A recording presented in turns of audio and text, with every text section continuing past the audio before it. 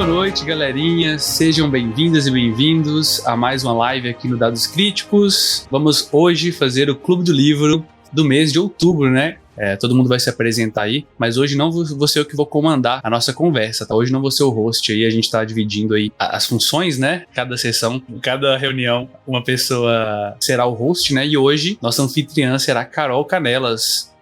Boa noite a todos e, Carol, tá com você a palavra. Nossa, tava preparado não. Boa noite, pessoal. Boa noite, galera do chat. É muito legal estar aqui de volta. E hoje para falar desse livro que é maravilhoso. A gente vai falar sobre o Mistborn, Nascidos da Bruma, o Império Final, a primeira parte, de Brandon Sanderson. A gente tem agora um roteirinho. Isso. Primeiro, eu queria que vocês dessem boa noite também, né, gente? Não vou ficar só eu e o Teori dando boa noite aqui. E aí, galera, tudo bom? Minha primeira experiência com o Clube do Livro aí. Vamos ver como é que isso vai ser. Boa noite, pessoal. Felipe falando aqui. Vamos para mais um Clube do Livro. Esse aqui tá nos meus top 5 livros. E o autor, atualmente meu autor favorito, Brandon Sanderson. Não se sinta mal, Patrick Ruffles e nossa amiga R. Martin, mas é o único que tá entregando os livros que promete, né? Então é isso. Boa noite, galera. Teseu aqui para mais uma jornada com essa galerinha bacana e falar de um livro que começou não tão interessante, mas depois ganhou meu coração. Uma das boas indicações que o Felipe tinha dado alguns meses atrás. Antes de começar o Clube do Livro ainda, na verdade, e valeu a pena. Nossa, valeu muito. E falando do autor, acho que a gente pode começar com ele, né? Sobre ele. Como o Felipe falou, ele escreve muito livro, esse homem. Pelo amor de Deus. Eu fiz uma pesquisa rápida ali sobre o autor e eu não consegui não consegui numerar, porque é muito livro. E ele não começou a escrever há tanto tempo assim, né? Se eu não me engano, o primeiro livro dele publicado foi em 2005. O homem é uma máquina de escrever livro. Ele tem um método que quem se interessar depois, se a gente falar, ele tem um canal no YouTube, então ele tem umas palestras. Geralmente em torno de uma hora ele fala do processo criativo dele, dá várias dicas, dá aula, né, na universidade, então ele grava as palestras. Então ele meio que tem um método, ele tem umas 3 leis que a gente pode comentar mais pra frente aí. Então ele meio que, ele tem também essa parada de visão artística de produção, né, tipo de série, igual o Martin tem um pouco agora, né, apesar do seu Martin ser um pouco dislexo. Então ele tem essa visão ele até critica muito esses autores que demoram muito a produzir livro, então ele tem essa visão mais de produção, igual também o Bernard Cornwell tem um pouco. Sim. E o Brandon Sanderson, ele é meu autor do meu livro favorito de fantasia, né, que eu li, o primeiro enorme que eu li em inglês, que era aquele The Way of Kings, Caminho dos Seis, né, que tá vindo agora no Brasil. É absurdamente bom. Eu também recomendo bastante. Mistborn também é uma ótima entrada pro jeito que ele escreve. Pra mim foi o primeiro livro do autor e foi, realmente, eu acho que foi uma porta de entrada, assim, impressionante. Pra mim também. O primeiro livro que eu leio dele, né, eu já tinha ouvido falar muito bem, principalmente do Mistborn também, né, que era um mundo diferente, que a gente estava acostumado, sistema de magia diferente, a gente vai falar depois, mas eu gostei bastante, me interessou a ler mais, né? Deixa eu só dar um alerta, gente, que vai ter muito spoiler, tá, nesse Clube do Livro aqui, tá? Então, eu só não quis falar isso antes, porque quase que eu solto um spoiler aqui, se você não tiver avisado, né, alarme de spoiler. Mas eu digo assim, se vocês acharam o Mistborn muito bom, ele é mesmo muito bom. Assim, eu acho que ele deve ser, sei lá, numa escala de 0 a 10, ele deve ser tipo 7 de alguns livros que o Brandon tem. O Brandon tem uns que são, tipo, o Way of Kings, que é a série dele mais famosa lá fora, que demorou pra chegar, né? Mas a série que é dele mais famosa lá fora é absurdo. Assim, é tipo, pra quem lê e gosta muito de fantasia, é provavelmente, quando eu digo nível, é na questão de, tipo, tanto de fã, como gente que curte ler sobre, ver sobre, assim. Deve estar no mesmo nível do Witcher. Nossa, que legal. É bem ele aprende muito, né? Por exemplo, eu li depois, né, o primeiro livro dele lá, o Elantris, que é o primeiro que ele escreveu, e já foi best-seller, mas você vê, pra Mistborn, a diferença já de evolução. Tem muitos probleminhas, o Elantris e o Elantris já é muito bom, mas você tem uns probleminhas de personagem e tal. Aqui ele já melhora muito, né? Apesar de ter esse começo um pouco arrastado, igual o Teseu falou, acho que todo mundo percebe. Isso é também muito repetitivo em algumas coisas, mas ele é um ator que ele prefere produzir e depois ir corrigindo os erros dele com os próximos livros do que ficar fazendo, refazendo o livro e demorar a soltar. Eu lembro que ele falava, quando ele acha que o livro tá pronto, ele lança. Se ele achar que ele tem que melhorar, ele melhora no próximo. E assim vai. Tá ligado? Eu empolguei um pouquinho com o livro e já li o segundo e ele já melhora no segundo, comparado ao primeiro. Caralho. Eu só não li o terceiro porque eu tava sem tempo. Não, mano, o Mistborn é muito bom, cara. Cara, todo livro que a gente leu, o Teseu empolga e lê o próximo. Que isso, Teseu? Ué, Aí sim, leitor. dizem que Queimando trilogia pauta, sempre cara. o segundo livro é o melhor, então a gente tem que ler o segundo, pô. Nossa, sim. O segundo, eu li os Mistborn quando eu tava trabalhando na livraria. Eu lembro que eu comprei o box quando chegou, porque a gente tinha desconto de funcionário, né? Assim, vou comprar que se foda, né? Assim, eu acho que na época eu lia muito. Tipo assim, absurda. Por trabalhar em livraria, né, era muito fácil. E outro porque eu pegava um ônibus que demorava muito tempo. Então eu lia muito. Eu acho que eu li os 3 em tipo 1 mês e meio, devorando livros. Deixa eu só dar uma curiosidade aqui também, galera. Que, pelo que eu tava vendo, esse livro pra comprar, o Mistborn, é raríssimo aqui no Brasil, viu? Tem mais Porque não, ele tem saiu. mais. O livro físico. Não tem mais, não existe mais. Não Teve existe só uma mais. edição. Inclusive você que quer vender mais barato que o sebo, me chama aí no privado. Quando eu tava na livraria, já esgotava, assim, 1 mês sim e outro mês também. Vocês chegaram a ver qual a idade dele, se ele tem alguma formação acadêmica ou ele sempre foi da literatura? Ele é muito doido, porque ele chegou a morar, acho que na Coreia, há algum tempo, se não me engano, mas ele não é especificamente da literatura, não. Ele era professor de escrita criativa. Eu lembro que eu vi muito disso na faculdade também. Eu lembro que era na mesma época. Sim, ele deu Faz aula sentido. disso por bastante tempo. Uma coisa que eu achei muito curiosa sobre ele, e eu fui pesquisar em mais de uma fonte porque eu achei muito, muito curioso mesmo, é que ele escreveu os três últimos livros da Roda do Tempo. Sim, ele terminou depois do Ele falecimento. que terminou a série Sim. da Roda do Tempo depois do falecimento do autor. Mas ele tinha algum contato ou ele só tomou pra ele pra terminar a história sem saber do final? A esposa do Howard Jordan que procurou ele, porque ele tinha lançado recentemente ele antes, e ela gostou do tipo de escrita, e ele tinha publicado também que gostou muito acho que ele fez algumas resenhas e tal, ela gostou e ela procurou ele. Eu lembro que ele tinha falado alguma coisa que ele queria colocar algo parecido no livro dele, porque tinha achado, tipo, a ideia base que ele tinha visto no Will muito boa. Assim, ele achou que era, tipo, uma boa base pra construir algumas coisas. Ele era fã do cara antes, assim. O motivo de eu querer voltar pra essa série, apesar do sacrifício que foi o primeiro livro, é por causa do final dele, né? E ele termina os últimos 3 livros, mas até chegar aos últimos 3 livros tem que passar por uma barreira de 7, né? Então Sim. São 10. Eu acho que até mais. Eu acho que até mais que Na 10, Roda viu? do Tempo? não, eu acho no Brasil só 7, né? Exatamente. Que a gente tem aqui, sim. Entendi. Mas eu também, cara, a mesma coisa. Assim, eu fiquei sabendo dele exatamente por isso, né? Inclusive, eu acho que foi você que falou, né, Felipe? Que quando a gente falou que ia ler Roda do Tempo, aí saiu a série e tal, você falou, nossa, o Brandon Sanderson escreveu o final, porque o autor morreu. Eu falei, caramba! Tipo assim, pra confiar uma obra na mão do cara, sabe? Tipo, deve ser uma obra desse tamanho, né? Tipo, o cara deve manjar, né? E assim, é expectativa cumprida. Eu achei minha visão geral, assim, não sei se eu tô me avançando, Carol, ou não. O quê? Sobre a história? Não, ia falar a minha percepção geral, tem problema? Não, a gente vai falar sobre isso mais adiante, mas... Não, então vamos lá, vou tem queimar a a ver pauta. com o autor, eu acho que não tem problema. Entendi. Não, eu só ia falar que eu assim, atendei minha expectativa. Eu achei que o mundo, né, ele conseguiu dar um sabor muito único pras coisas, sabe? Cara, parece que até eu lembrava do mundo dele, parece que tinha até cor, sabe? Uma cor meio sépia, assim, sabe? Então, é o que eu tava imaginando, assim. Eu lembro quando eu li, eu falava assim, cara, é um mundo que tem tudo pra ser triste pra caralho. Tipo assim, Sim. Né? Assim, mas ele consegue dar uma vida pro bagulho, mano, que você fala, cara, é muito da hora. Vou aproveitar o gancho de vocês, então a gente puxa sobre o mundo, né? O contexto do mundo e a ambientação. Eu fiz uma anotação rápida aqui, é mais porque a história principal se passa na cidade de Lutadel. Eu, pelo menos, li dessa forma na minha cabeça, que faz parte de Cosmere. E a maioria dos livros dele se passa nesse mesmo universo, né? Isso é legal. Ele vai, tipo, criando...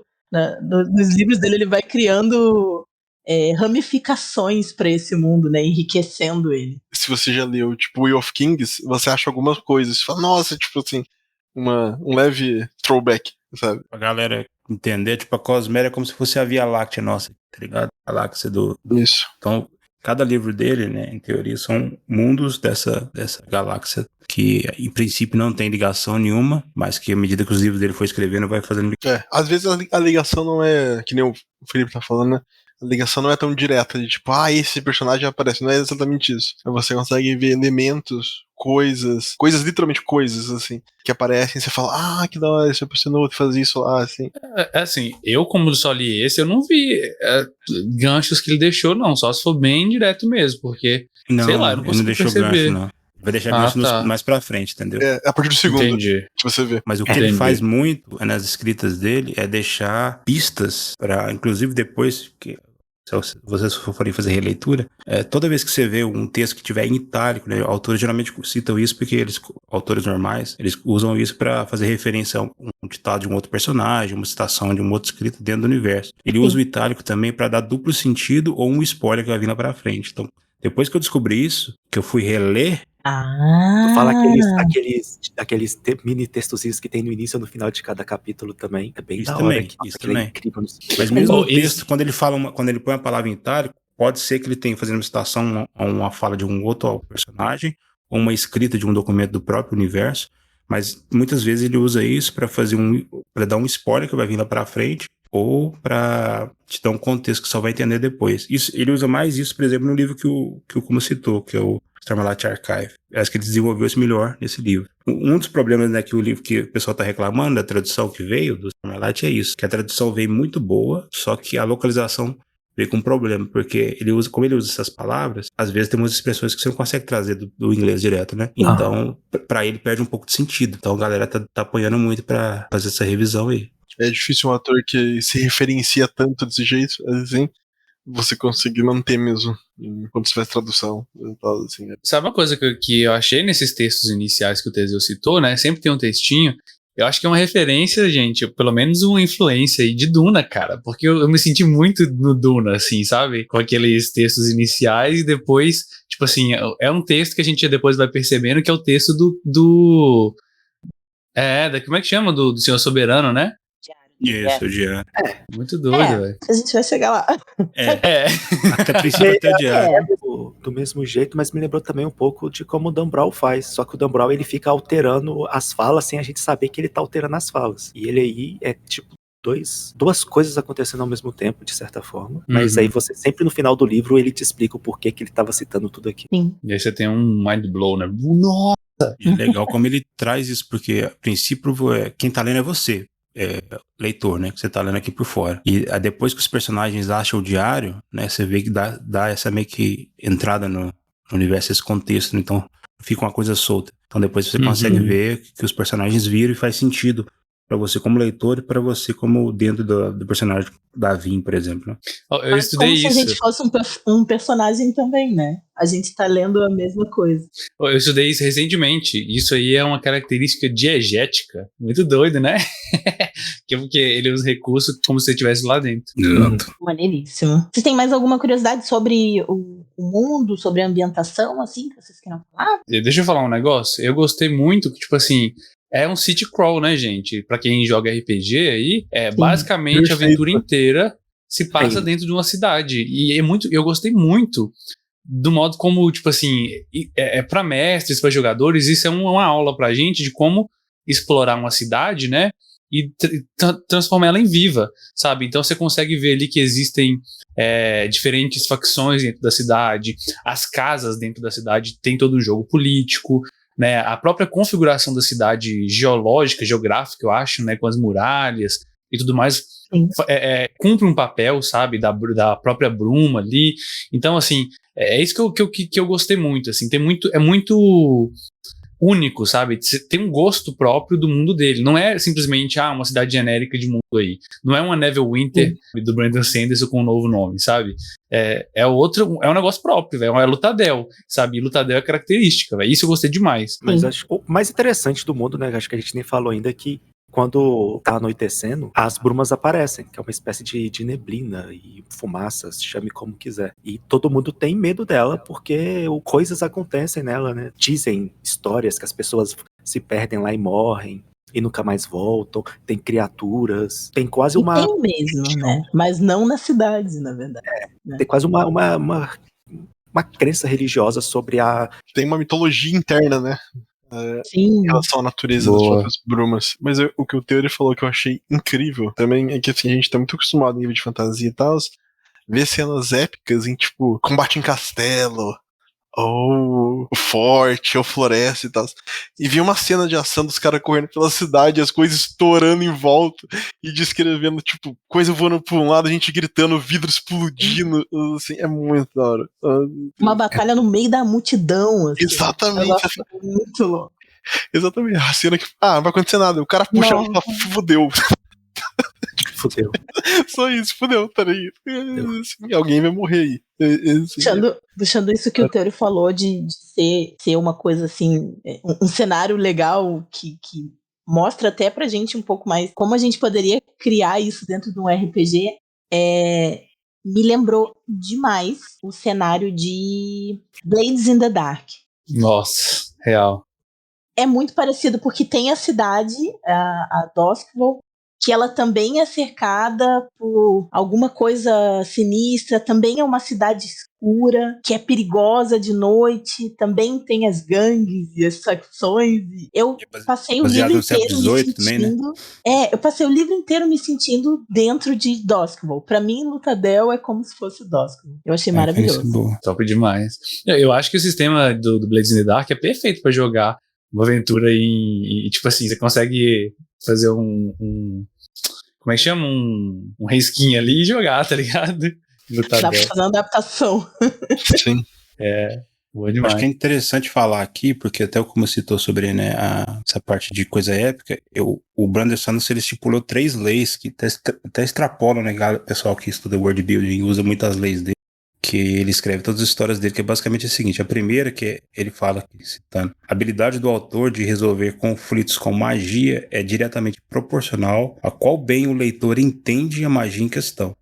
Essa é uma lei dele. Aí entra o sistema de soft magic, né, que são magias, que é a magia, vamos dizer assim, que você não entende muito bem os limites da magia, até que ponto ela consegue resolver. Então ele até cita isso, como você tem que ter cuidado com isso, porque isso é um tipo de magia que você não pode resolver problemas, porque senão fica Deus Ex Machina, mas ele usa para criar problemas com essa magia. Então ele cria problemas, o soft magic. E tem o Hard Magic, que é uma magia ao contrário, né? Que é um sistema bem estipulado, componentes e esse tipo de coisa. E nessa magia ele usa para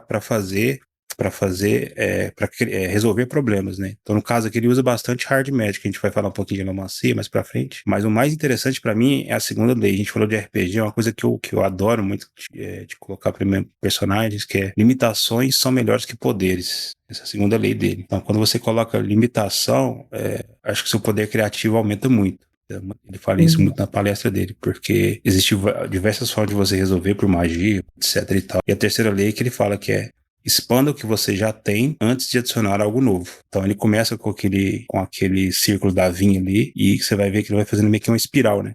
No final do livro, a gente até sai da cidade para ir lá pro exército, ver onde é que a galera tá e tal. Então você começa aquele sistema de criação de world build, que é o de dentro para fora, né? Começa na criação da cidade e depois vai expandindo. Então eu uso muito no Mistborn esses 3 conceitos aí.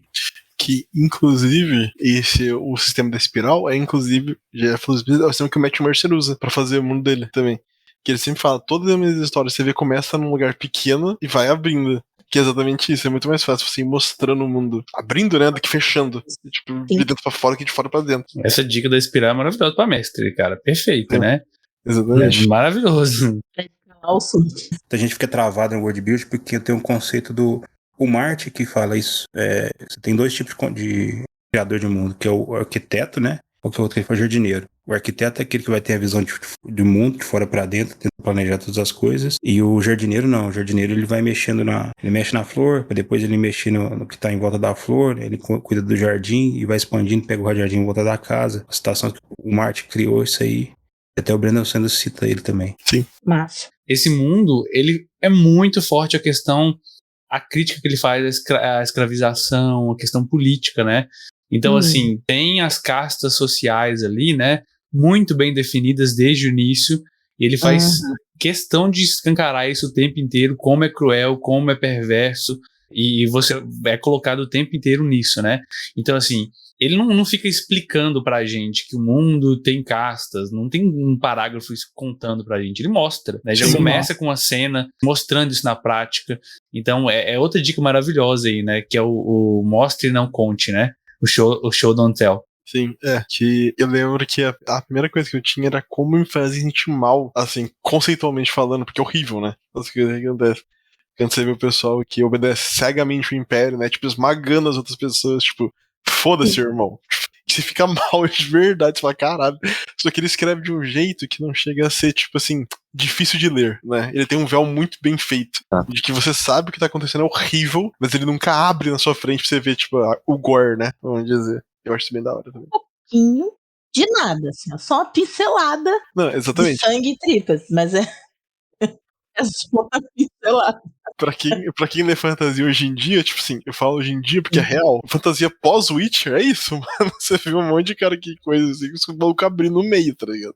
Mas o Nome do Vento tem também. Tem mais chibatadas do que nesse livro, por exemplo. Sim. Não é mas sim, igual como eu disse, ele usa muito bem o véu. Ele mostra aquilo, ele te mostra o quão horrível que é, mas o foco dele não é ficar mostrando aquilo em si, tipo, o sofrimento. Ele foca em mostrar isso, mas tipo, ele não quer mostrar as partes tortura, sim, esse tipo de coisa. Ele mostra o sofrimento como combustível pra ir contra o que causa o sofrimento.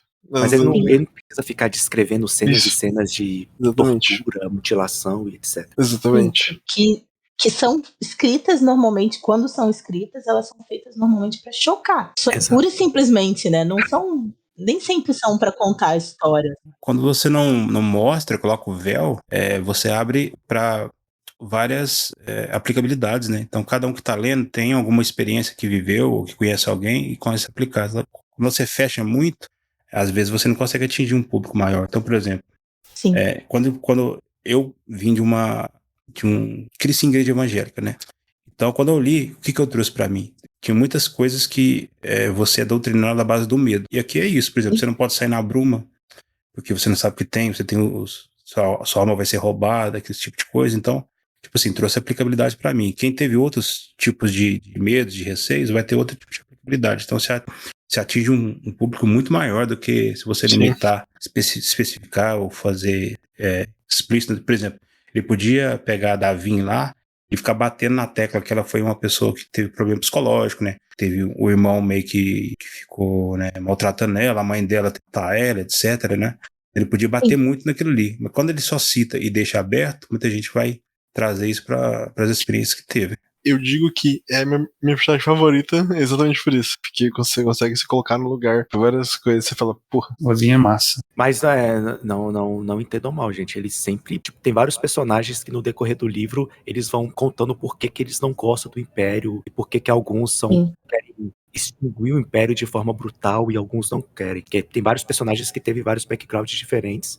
E ele vai trabalhando e vai mostrando como aquele mundo é ruim. Isso que é rico, né? Sim, pra fazer uma comparação bem, sei lá, atual, né, com a série que tá vindo, hoje em dia, né, é quase como você vê o Endor, a série de Star Wars que tá dando agora, que mostra os rebeldes, que mostra a rebelião contra o Império e tal, assim, e durante os episódios vai todo mundo falando por que os personagens têm problema com o Império, por que eles odeiam o Império, por que eles querem derrubar o Império, tipo, bem parecido a ideia. Isso é bem legal. Inclusive, a minha indicação tem a ver com isso. Mas a gente vai chegar lá. Chegaremos. Então, eu acho que a gente pode, então, passar pra história. Eu tenho aqui um micro resumo que vai deixar o Teseu orgulhoso, porque só são 5 linhas. Nem fudendo, não acredito. Aí sim. Você não acredita, nem eu acreditei. Sério, nem eu acreditei. Achei que você ia falar só 5 páginas. Assim, eu preciso mandar isso pro Teseu. Só acredito ver, meu, não acredito. Sim, exatamente. Para. Eu acho que assim, o Teiro trouxe nas outras vezes pra gente trazer citações da história, e eu acho que antes de fazer esse micro resumo, que eu chamei de micro resumo porque de fato ele eu quero trazer a minha primeira citação, se for ok pra vocês. Claro. Bora. A primeira citação fala um pouco sobre os personagens, um pouco sobre o que a gente vai ver pra frente. Diz assim: nós somos ladrões, cavaleiros, e somos ladrões extraordinariamente bons. Podemos roubar o impossível e enganar o impassível. Sabemos como pegar uma tarefa colossal, dividi-las em pedaços administráveis e depois lidar com cada um desses pedaços. Sabemos como conseguir o que queremos. Essas habilidades nos tornam perfeitos para essa tarefa em particular. E que tarefa é essa? É o micro-resumo. Resumindo bem resumidamente a história. É uma gangue de ladrões com habilidades muito especiais que bolam um plano arriscadíssimo para derrubar o Império das Trevas do Senhor Soberano e trazer a liberdade pro povo Ska, que é escravizado por eles. Palmas.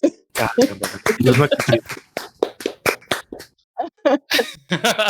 Porque basicamente a história é isso. Muito obrigada, muito obrigada, muito obrigada. É tipo assim, pensando bem, né? A gente poderia ter resumido todos os outros dessa forma, né? Tipo assim, a gente foi. O nosso, entre aspas, resumo, a gente ficou conversando sobre o livro. Porque eu acho que a conversa sobre o livro ela é importante. Uhum. Mas o resumo ambienta a galera do que a gente vai falar pra frente. Exato, bom demais. É isso, gente. E a gente acompanha a história pelos olhos da Vin, né? Que ela tá ali com a função da história ser contada pra gente, sem precisar de ficar um narrador te contando o que tá acontecendo. A gente experiencia pelos olhos dela. Sim. Uhum. Da história, né? Porque nem toda a história é contada pelo ponto de vista da Vin. Isso que eu ia falar. Eu acho que esse livro, né, ele usa uma técnica de roteiro aí, que é de vez em quando, ele muda o personagem que é o ponto de vista, né, que é o POV aí. E a gente tem um personagem muito, mas muito importante. Eu diria que esse livro, assim, eu separaria em 2 personagens principais, né? A Vinha, lógico, é um deles, né? É a mais principal que a gente mais acompanha. Mas tem um outro personagem que é muito importante, que é o mentor da Vin, né? É o dono de tudo, pô. Exato, e é o líder dessa gangue. E assim, é um cara que odeia tanto o Império por tudo que ele causou, assim, vai até as últimas instâncias pra conseguir colocar o plano dele de derrubar o Império, né? Então isso, cara, muito bacana, velho. Muito bacana. Eu diria, inclusive, que esse personagem, se a gente fosse comparar de novo, é que quando eu boto minha cabeça em algum lugar, meu cérebro funciona assim, né? Ele fica comparando as coisas pra meu cérebro encaixar. É o que teria sido de Star Wars se o Han Solo fosse o personagem principal. É isso. Ah, não, gente, credo. Eu acho que parece mais o Geralt, pra quem deu o restante dos livros. É verdade. Com a Ciri. É verdade. A gente vê que a Ciri que é a personagem principal, não o Geralt. E esse personagem que a gente tá falando chama Kelsier. Kelsier. Ninguém vai falar o nome dele. Tá todo mundo. Cara, todo mundo ele é foda. gritando. Ele é muito bom. Ele é muito foda. E assim, sabe o que é legal? Ele é um personagem muito foda. E que como a gente vê a visão dele às vezes, a gente percebe que ele também é inseguro, ele também tem limitações, ele tem falhas, e a gente vê como os outros olham pra ele. Cara, isso é incrível, né? E assim, isso me fez pensar sobre várias e várias coisas, né? Talvez tô me adiantando demais aqui, mas eu achei muito legal como, cara, incrível, né? Como isso me fez refletir sobre como a gente cria, principalmente em épocas de eleição e tal, a gente cria mitos, né? De um salvador, de uma pessoa, né? Baseados muitas vezes numa projeção que é nossa, sabe? Então, a gente projeta naquela pessoa algo que a gente gostaria de ver, e se você olhasse a mente da pessoa, cara, não tem nada, sabe? Tipo assim, não é que não tem nada, mas, cara, às vezes é uma coisa completamente diferente, sabe? Então, isso me fez refletir bastante sobre como a gente olha para os nossos líderes, como a gente constrói nossos influenciadores, né? Isso é algo muito atual, né, cara? O mais importante é a forma que eles se aproveitam disso, porque essa construção nossa, ela é geral. O que acontece com essas pessoas que viram exemplos, viram ídolos, viram mitos, é que elas se aproveitam dessa característica geral das pessoas de querer encontrar um salvador, um mito, um representante. E o Kelsier faz isso muito bem na história. Ele se aproveita da figura que ele é, ele aumenta a figura que ele é, ele expande o mito do sobrevivente para que isso seja uma ferramenta da rebelião. Isso é incrível. Ele vira um F mesmo, né? Um negócio muito maior do que tudo. Inclusive, tem uma citação do Kelsier para colocar na banca agora. Manda. Oi? Você não pode me matar, senhor soberano. Eu represento a única coisa que você nunca foi capaz de extinguir, não importando o quanto tentasse. Eu sou a esperança. Caralho. É isso aí, mano. Nossa. Eu tenho certeza que o Brandon pegou isso baseado tanto no Sandman quanto no Gladiador. Sim. Porque, cara, o Gladiador tem a parte lá que eles falam que antes de derrotar ele tem que derrotar o nome dele, e o Sandman tem aquele diálogo dele com aquele Lorde Demônio no inferno. O Lucifer, com o Lucifer. Na série é o Lucifer, né? Mas não é o Lucifer nas HQs. Eu acho que o Kelso é um personagem muito forte porque ele fica numa corda bamba, né? Porque se você for ver também, ele tá um passinho de virar um tirano, né? Muitas vezes ele quer se impor a vontade dele em cima de todo, não explicar o plano, porque pra ele as pessoas não viveu o que ele viveu, o sofrimento que ele sofreu. Então só ele entende a necessidade do Império cair acima de qualquer coisa. Sim. E quando uma pessoa quer impor muito o ponto de vista dela, né? É perigoso isso. Mesmo a gente sabendo que ele tá, como a gente tá vendo de fora, ele seja um herói, até que ponto que ele pode chegar pra querer derrubar, né? Sim, eu cheguei a notar isso, Felipe. Eu vejo ele quase como um vilão, sabe? Não que ele seja um vilão, mas ele é tipo igual o Thanos. Ele tem um objetivo que é nobre, mas ele não importa o que ele precise fazer, ele vai fazer aquele objetivo. Não importa quem entre no caminho dele ou quem ele tenha que destruir para chegar lá. Porque ele tá fazendo algo pela maioria. E se ele perder algumas coisas no caminho, não importa. No início ele é bem assim. Mas essa que é doido, né, cara? Porque, tipo assim, é isso que o Felipe disse mesmo. Quem deu a ele esse poder, sabe? Então, assim, acho que tem essa questão que é muito, muito pessoal também, dele se achar, ele realmente se acha uma espécie de, entre aspas, escolhido, pra saber, por ter vivido tudo que viveu, saber o que é melhor pros outros, né? E, tipo assim, querendo ou não, gente, tem uma hora lá que ele causa a morte de milhares de soldados, sabe? Simplesmente porque ele faz a galera acreditar que ele vai ajudar eles, né? E eu acho que o autor coloca isso de propósito, velho. O Brandon coloca isso de propósito, velho. Essa parte, dessa batalha em questão que teve esse monte de mortes, ele não tem culpa nenhuma. O malucão lá foi burro pra caralho. Putz, mas isso também foi influenciado porque o cara, no início, ele mostra, Eden, né? Se eu não me engano. Mostra a forma que ele reage ao grupo, um pouco cético quanto ao plano. E aí isso vai sendo construído com o tempo. Ele vai ficando mais confiante, aí ele começa a confiar mais no grupo. Ele começa a confiar mais em si mesmo para mover essa rebelião. E por isso que eles decidem, vamos botar à prova essa galera aqui. Isso não é diretamente ligado ao Kelsier, mas faz parte do efeito que ele tem nas pessoas. Mas é porque não foi uma decisão dele aquele ataque, né? Apesar dele ter montado o exército e tudo mais. Mas, tipo assim, não tem aquela parte no refeitório que ele faz todo mundo acreditar que ele tem, tipo, superpoderes, que ele é o Mistborn ali, que consegue fazer um cara muito mais fraco. Não tem essa cena? Um cara muito mais fraco ganha de um cara fortão lá, né? Tipo assim, e aí ele fala assim, eu vou ajudar vocês, vocês podem. Então, tipo assim, eu imagino, é lógico, né? Mas, novamente, olha como que... Cara, eu sempre leio livros e eu acho que bons livros fazem a gente refletir. Eu sempre falo isso no Clube do Livro, né? Faz a gente refletir sobre nossa realidade, né? Olha como é que é importante. Qual que é o poder? Ele influenciou a galera a acreditar que, tipo assim, eles eram invencíveis e tudo mais. Então eu fico pensando, assim, né, nessa parada da liberdade de expressão, sabe? De alguns influenciadores e outra galera que fala assim, eu posso falar qualquer coisa. Porque é só palavras, não são atos, sabe? Cara, e palavras, por mais, elas já são comportamentos, né, cara? E elas influenciam outras pessoas, senão ninguém pagava pra fazer propaganda, influenciador fazer... Cara, isso literalmente influencia atos. Então, cara, ele muda muito, na minha opinião, tipo assim, lógico, não foi uma decisão dele, né? Mas é uma decisão, assim, ele até sente esse peso. Ele fala plano, assim, né? Exato, ele sente o peso. Disso, mas não era a hora. É complicado. Nossa, muito louco. Incrível.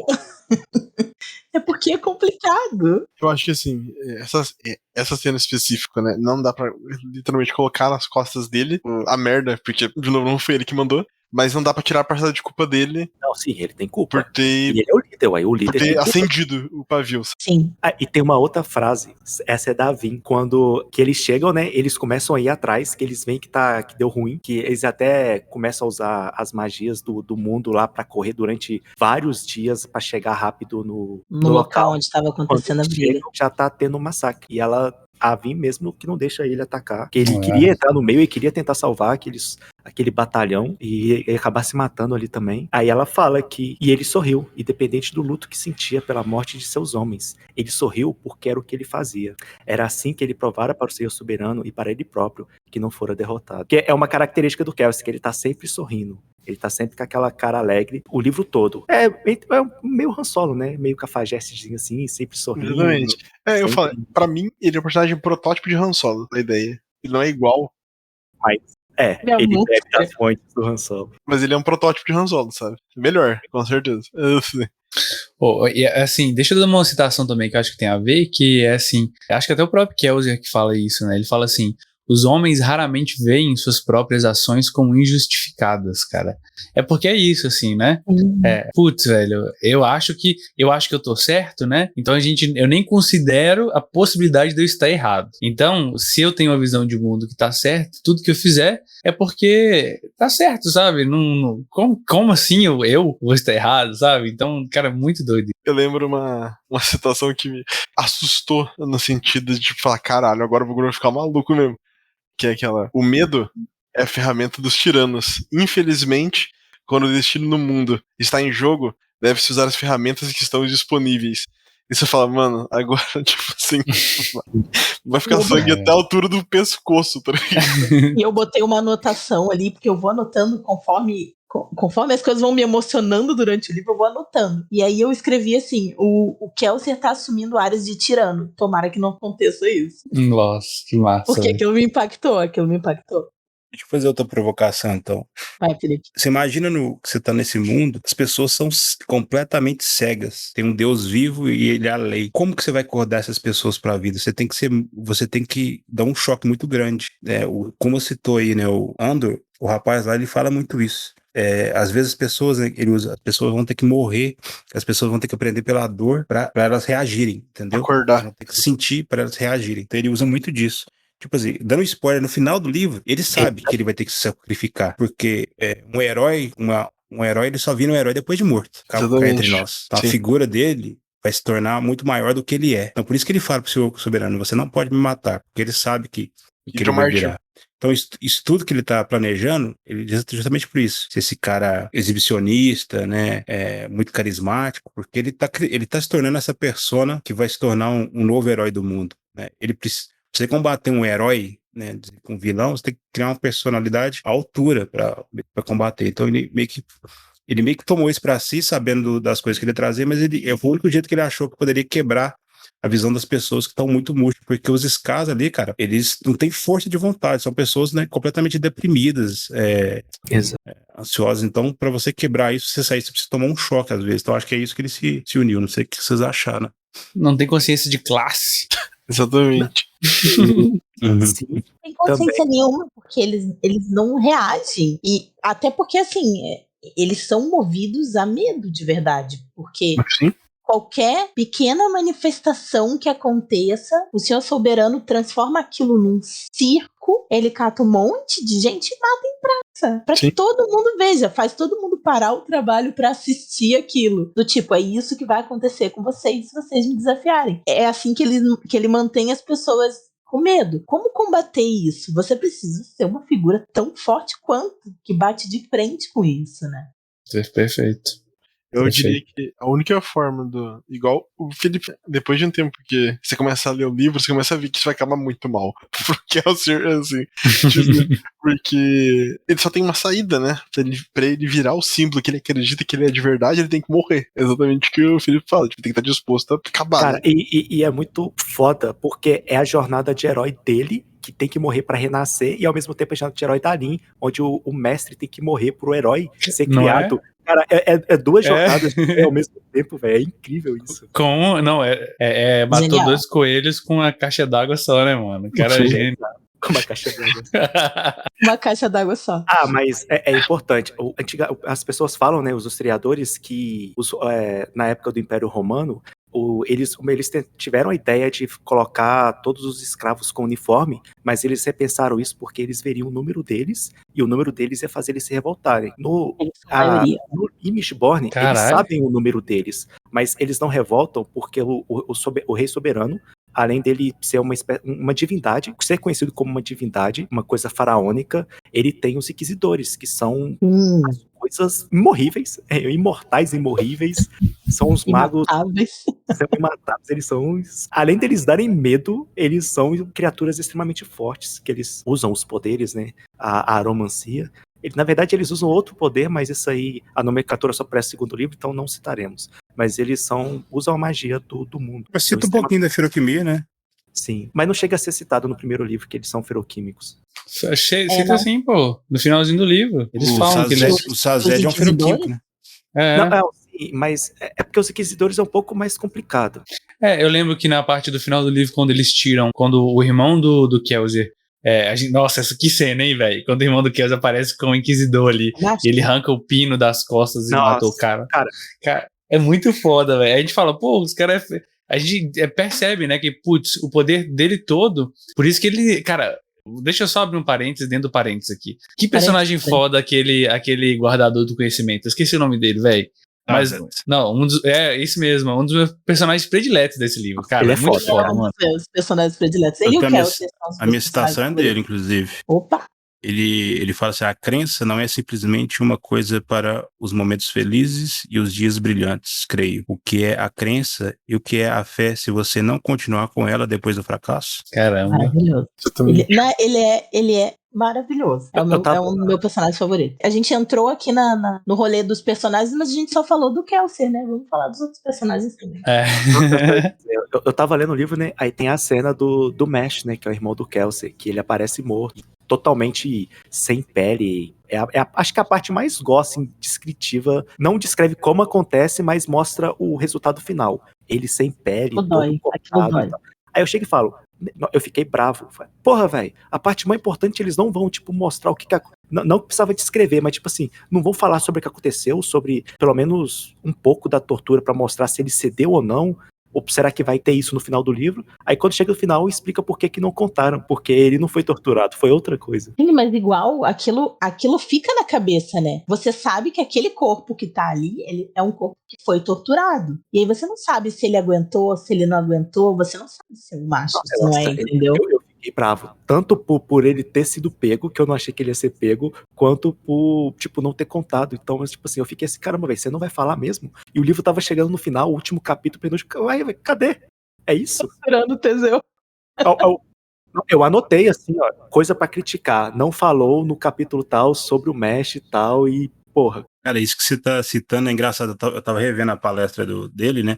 Ele fala sobre, né, promessas que você faz tanto pro leitor como pro seu editor, né, o Brandon Sanderson. Quando você faz uma promessa e você não cumpre, é um dos maiores motivos das pessoas não gostarem do livro e largar. Então, por exemplo, quando ele fez essa promessa de se você ter essas pessoas que são, né, pegas pelos inquisidores e sofrerem esse tipo de tortura, e um personagem principal, secundário, mais importante, cai e você não cumpre essa promessa, você perde o seu leitor. Então, por isso que isso te incomodou. Só que no final, ele usa isso, né? Ele até fala, use isso pra você criar uma expectativa e no final buscar ele de volta. Então eu tava revendo isso aí e foi interessante ter citado. Eu fiquei bravo, de verdade. Falei, porra, o cara escreve mó bem e vai cometer isso aqui, sei lá, na terceira parte do livro. Mete uma cagada dessa perto do final? E depois e depois disso é só pancada. O livro fica tipo assim, baixa. Você não tem tempo nem pra respirar, velho. E eu falei com a Carol, quando chegar no capítulo tal, tu vai ver como é que a história anda e tu vai ler rapidinho. Você não me enganou. Você não me enganou mesmo. Não, e o pior é que você. É aquela coisa. Só acredito vendo. E você fala, mano, que tá acontecendo? Não acredito. É aquele meme do trem. O trem tá vindo tranquilo e vai atropela o outro e vai embora, cara. É locomotiva, filho. Exatamente. Ele tá narrando Elon Musk.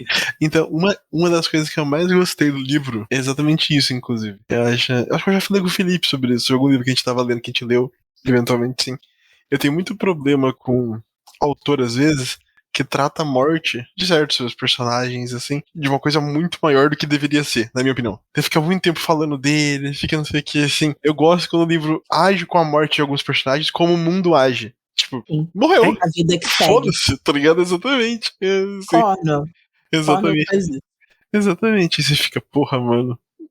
Assim, mas eu acho da hora isso, que dá uma sensação de, tipo, ele importa pra você, pro leitor, né? Óbvio. Assim, mas você sente naquela hora, que naquele mundo, mano, ele não faz tipo, a menor diferença, sabe?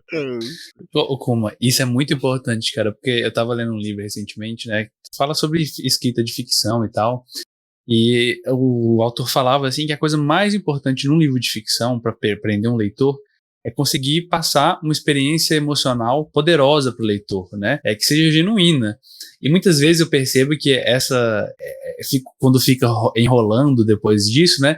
É uma tentativa de forçar um luto no leitor por um personagem. Mas, cara, quando é real, você não precisa, velho. Você sente mesmo, você sente o baque, sabe? Você fala, putz, mano, o negócio pegou aqui, velho. Esse personagem que eu gostava tanto, velho. Caramba, sei lá, não, possível. E eu acho que às vezes é mais pedrada ainda o livro só continuar do que ficar remoendo. Porque, assim, é igual um luto de verdade, né? Tipo assim, a vida não para, mano. Tipo... Cara, isso no último livro de The Witch Nossa, sim. é uma coisa, assim, absurda, cara. Tipo assim, não vou dar spoiler não, porque é um spoiler fudido aqui, mas... Não, sim. Pelo amor de Deus. Eu até sei do que você tá falando. Porra, eu vou ir na sua casa, meu filho. Eu te abro no meio. É porque é um absurdo o tipo de coisa nisso que quando tá citando, tipo assim, caralho, é muito foda.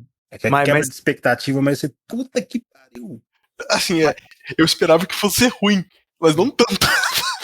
Mas tem uma parte interessante. Apesar de, tipo, ele não trabalhar o luto, quando acontece isso com esse personagem, ele quebra a sua esperança, porque até então o plano tava todo dando certo, tava redondinho. Tipo assim, você sabe que alguma coisa vai dar, que eles estão indo contra um imperador que é considerado uma divindade. Mas até então as coisas meio que estão funcionando. Aí chega daqui e você fala, acabou, o cara descobriu o plano inteiro. Fudeu. Sim. Fudeu. E isso me traz a questão da história, né? Ele constrói isso lentamente. Do tipo, o plano, quem vai fazer o quê, como eles estão fazendo isso, os cuidados que eles estão tomando. Tá dando tudo certo, eles estão fazendo o negócio funcionar, show! Cada um com a sua função ali. E aí tem aquele rolê do exército, que eles perdem mais da metade dos homens numa batalha nada a ver. E aí você fica, fudeu! Sim, exatamente. Não, é a única reação que você tem pra lá, tipo, acabou. Mas aí eles reagem. Não, vamos continuar recrutando gente, vamos movimentar isso, a gente precisa fazer isso funcionar. Beleza? Aí você tá ali se acostumando com aquilo. Então, desvio de percurso, tá tudo certo, vai dar certo. Segue a vida. E aí acontece esse rolê do irmão do Kelsey.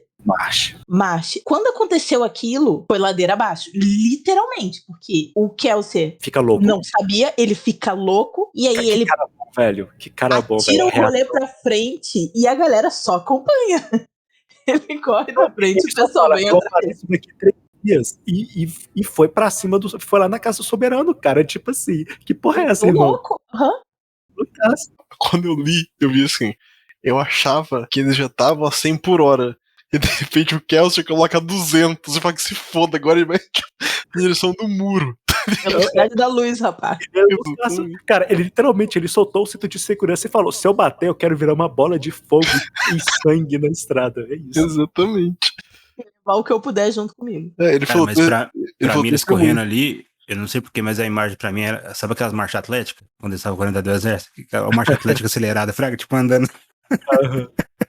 Aí assim, a gente acha que não vai descrever Você plantou isso na minha cabeça. Agora tá vendo 12 mil homens rebolando, cara, é foda. É os espartanos lá daquele filme de comédia lá, aqueles 300, né? Verdade.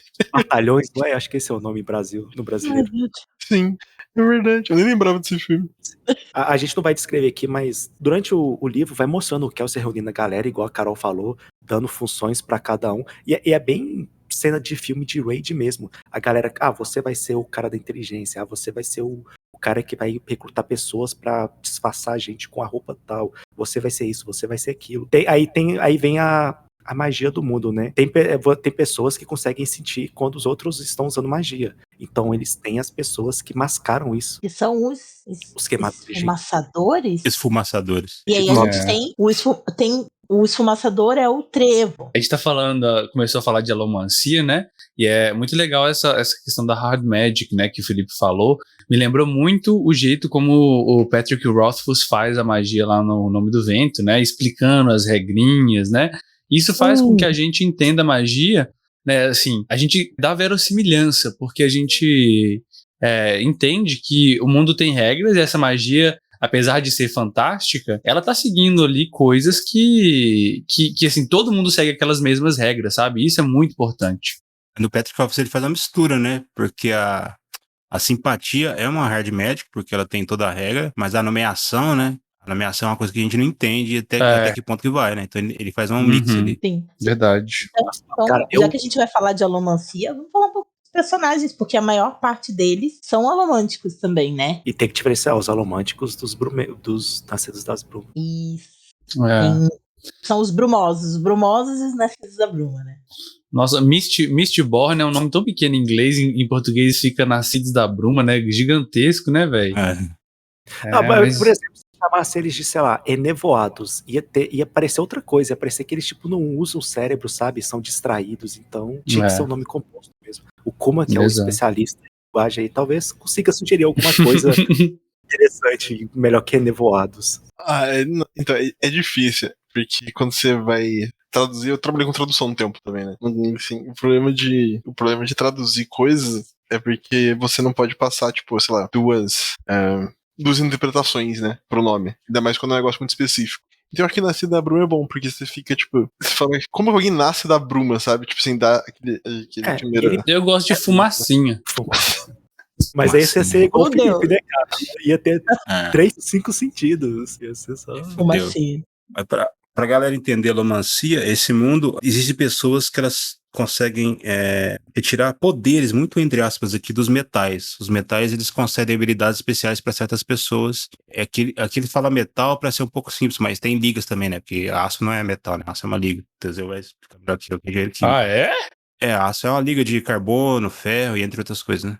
Latão é uma liga, peltre é uma liga. Peltre é uma liga de estanho chumbo. Assim, pode ser outros metais, mas o aço é ferro e carbono, o latão é zinco e cobre, no caso desse livro. Tem mais, tem outras ligas, mas aí já não vem ao caso. Aí é metais misteriosos que ainda não. Caramba, falar que tem um metal misterioso do 11º, não é um negócio assim? 12º. Como é que é o nome dele? Esqueci. Fala Pedro. o nome? Ele fala o nome. Eu não tô lembrando. Nossa, velho. Eu É vou aquele que pesquisar faz. aqui. Tem dois, né? Um que faz ver o futuro e o que faz ver o passado, né? Passado, eu acho que é o ouro, não é? é um ouro. Acho que é o ouro. O que faz ver o Mas futuro. Inclusive, ele usa o ouro como uma arma de Chekhov, né? Que fala. Eu não sei falar a palavra. É Chekhov, é isso. Fake, né? Porque ele põe pra você, depois você não sabe o que é, depois a Vin lembra na hora que tá lutando contra o seu soberano. É o Atium. Atium. Boa. Não, o Atium é o que você viu, mas tem o 11º, que é o misterioso, que não fala no primeiro livro que é, mas eu tinha uma teoria e eu acertei qual metal que era. O Atium é quando você casta haste, e o outro é quando você casta aptidão. Não, o Atium é o que você tem todas as possibilidades, ô Felipe. Por exemplo, eu penso no haste como o cara vendo uma coisa um pouco mais lenta em volta. Eu também penso assim, velho, no haste, com certeza. Aí tem o metal que aparece no finalzinho do livro que o cara dá pra ela e ela perde todos os metais. É esse aí que eu achei que era um metal e eu acertei qual metal que era. Aí ele vai fazer suspense. E o 11º era o... é o que você vê o passado lá. Você vê o Atium, né? Que é o Laracin, eu acho. Não, o ouro, gente, né? Não? Ouro. O ouro. Pode ser o ouro. É o ouro. Aí essas ligas, elas têm uns pares, né? Por exemplo, você tem o ferro e o aço. Um usa pra... O legal aqui é que a magia é limitada, por exemplo. A pessoa não consegue voar naturalmente. Mas o que eles usam? Ele usa princípio aqui de física básica, lei de Newton, por exemplo. Ele usa um metal, ferro, para empurrar. Esse metal ele pega numa estrutura, na parede, num chão, e usa a própria reação para empurrar a pessoa. Então a pessoa consegue voar, dar saltos altos por causa disso. Aqui a coisa que é genial, por exemplo, então você imagina, eu gosto de pensar na magia, ela tem que fazer sentido pro mundo. Não sei se você lembra, Theo, a gente jogando o último episódio do RPG lá, que você estava mestrando do Matt Mercer lá, a galera, que o Kuma tava até jogando também. Sim, Exander. Aí a gente tava no último episódio, não foi transmitido aqui, a galera não vai ver, mas eu lembro que a Amanda perguntou assim, que a gente ia ir pro portal, ela perguntou se podia levar a carroça dela, né, negócio assim e tal. Aí eu pensei, gente, imagina que todo portal do mundo pudesse levar a carroça, tanto que se influenciar o comércio. As estradas não ia ter mais estradas. Aí comecei a viajar. Então, é isso que eu penso com uma magia, como ela pode influenciar o mundo. Então, você imagina a pessoa que usa metal, pode voar desses saltos, o que os caras fizeram? Pregaram vários pedaços de metal no chão, entre uma cidade e outra, e se usa como forma de deslocar mais rápido. Então, o cara vai meio que usando aquilo ali. Então, tipo assim, isso pra mim que é fantástico. Você usar uma magia, não só pra ter poder limitado, mas para ser prático naquele mundo, e esse tipo de coisa que me pega muito nesse livro. Sim. Top demais, né? É bem construído, né? Você pensa nas consequências daquilo a longo prazo, né? Na sociedade. Isso é foda demais, cara. Porque, cara, é isso mesmo, né? Como que... cara, isso me pega sempre em mundos, quando eu vejo um mundo bem construído. É isso, sabe? nas consequências mais básicas que uma coisa mágica talvez pode ter, sabe? Como que a religião vai ver isso? Como que, sabe, o fato da bruma estar ali, as pessoas criam coisas religiosas sobre isso, sabe? Mitos que estão relacionados, né? Então, cara, é um negócio até antropológico de pensar, né? Muito massa, velho. Eu joguei um one shot de quinta edição com o mestre e a gente estava na cidade e como que ele resolveu o problema de lixo da cidade? O sistema de esgoto era um monte de cubo gelatinoso. Então o pessoal jogava o lixo ali, entendeu? Cara, Tipo criou assim, triturador, velho, que gênio. virou tudo triturado, tipo assim, como você usar coisas simples eu acho muito legal esses livros Uma família simples. dinossauro lá, com um dinossaurinho lá, que era o triturador lá debaixo da pia, cara. Exato. Sim. As referências. Avatar, por exemplo, que nunca assistiu a lenda de Korra, mas não é de Korra. Quando você tá lá em... Como é que chama aquela cidade? Do dobrador de terra? Bacincê? Nossa, Bacincê. O sistema de correio que os caras usam magia dobra. Então, tipo assim... Uhum. Inclusive o Brandon Sanderson, a inspiração dele muito forte uma das inspirações é Avatar. Ele fala. Top demais, mano. Nossa, Cara, eu fiquei maravilhado com o sistema de magias. Eu ficava teorizando como que física, assim, é claro que não dá, né? Mas Não dá como certinho, que mas... funciona? Eu ficava, tipo, tentando trazer pro meu conhecimento químico e físico pra fazer algum sentido. Pra fazer sentido, assim. E sabe uma coisa que eu prestei atenção, gente? Eu fiquei viajando assim, que tipo assim, se um dia surgir uma adaptação pra série, filme desse livro, eu fico pensando, cara, em como que eles vão representar isso, sabe? Porque, tipo assim, com o tempo, é lógico, é um sistema muito complexo. Aí eu comecei, no início eu tinha muita dificuldade. Aí eu falo assim, eu queimo peltre, queimo não sei o quê. Eu falo, que isso, velho? Que tá... Sabe, eu ficava meio confuso. Mas com o tempo, você vai acostumando tanto com aquele sistema que você entende, opa, tá queimando peltre, tá fazendo isso. Tá queimando esse outro, é porque ele tá equilibrando. E aí, tipo assim, você começa a entender o que cada um faz de um modo, assim, você sabe o que tá por trás, então você entende a lógica. Cara, eu acho que numa possível adaptação não ia ter toda essa complexidade, sabe? E aí aquela discussão do Duna, sabe?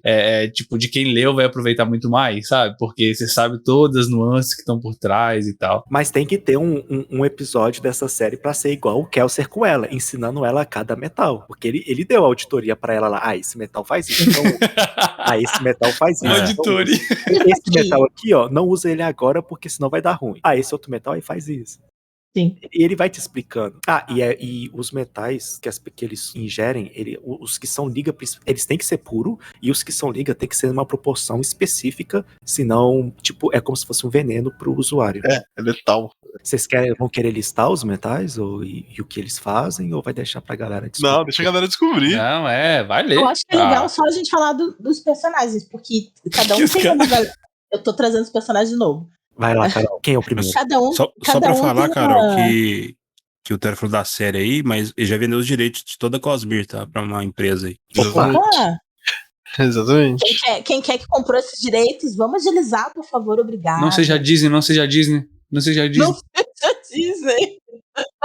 E se for o Jeff Bezos, podre de rico, que ele contrate a galera, os showrunners que saibam fazer séries, pelo amor de Deus, porque Senhor dos Anéis foi uma tristeza. Não vão brigar aqui, Teseu. Não vão brigar! Eu não tô brigando. Não quero brigar hoje. Cara, eu só falo fatos. Aceite como quiser. Pactos, como diz Cristiano Ronaldo. Factos. Voltando pros personagens. Obrigado, Carol. Nossa, eu lembrei de uma coisa muito aleatória do Cristiano Ronaldo agora. Voltando pros personagens, assim, nem todos os personagens são alomânticos, mas a grande maioria deles são. Então, como a gente tinha falado, tem... Eu não sei se vocês querem me ajudar a falar de todos os personagens. O Kelsey e a Vin são os Game Shark, eles são os Mistborns. Eles conseguem manipular todos os metais. Isso. Então, eles são raros. A monarquia que tem esse poder nesse mundo, que até então sabe-se que o rei soberano deu poderes para a monarquia e é controlado. Por exemplo, a monarquia, quando eles... machismo, né? Quando o homem pega as Scars para fazer safadeza, eles matam elas depois, porque elas não podem gerar crianças que podem ser alomânticas. Que sejam alomânticas, isso. Então, porque a alomancia era para ser uma coisa só da nobreza. Sim, e é tudo controlado. A nobreza, tipo assim, a quantidade de nobres, de certa forma, é controlada. É bem... O rei soberano, ele foi muito esperto, cara. O cara não é pouca coisa, não. E é isso, então, no geral. Aí né? a gente tem o Kel seria Vin, a gente tem o Sazed. Brisa, porque isso. O 6, ele é Ferroquímico, é outra coisa. outro rolê. Tem o Você tá falando só dos... Tá, só dos alomânticos, os principais ali. Putz, ô, gente, eu tenho um negócio que eu não lembro o nome de ninguém, velho. Então, inclusive, quando eu tô lendo, eu invento uns nomes, sabe? Tipo assim, esse é o Sazed, mas eu leio assim, Suzu, sabe? Ou esse aqui. Vocês não lembram o nome de ninguém, você inventa o nome por um lugar, pô. Pô, uai, eu não o consigo, Brisa- velho. É muito O personagem. Brisa é o que fica manipulando Mas, todo mundo, porque ele manipula as emoções. Maravilhoso, ele. Ele queima. É cobre ou é estanho? Eu não lembro agora. Brisa? Brisa. Pra É quem o que queima mexe nas cobre, emoções quem da queima, galera. Sei. quem queima cobre estranho foi uma brisa real mesmo, porque Aham. Não, e aí ele ele é todo quebra cheio de latão, é latão. frescurinha, que não quer fazer trabalho pesado, porque ele é o cara do. É zinco, isso é zinco que mexe nas emoções, ele puxa as emoções. Ele é o bardo da parada, né? Tipo Sim. assim. É.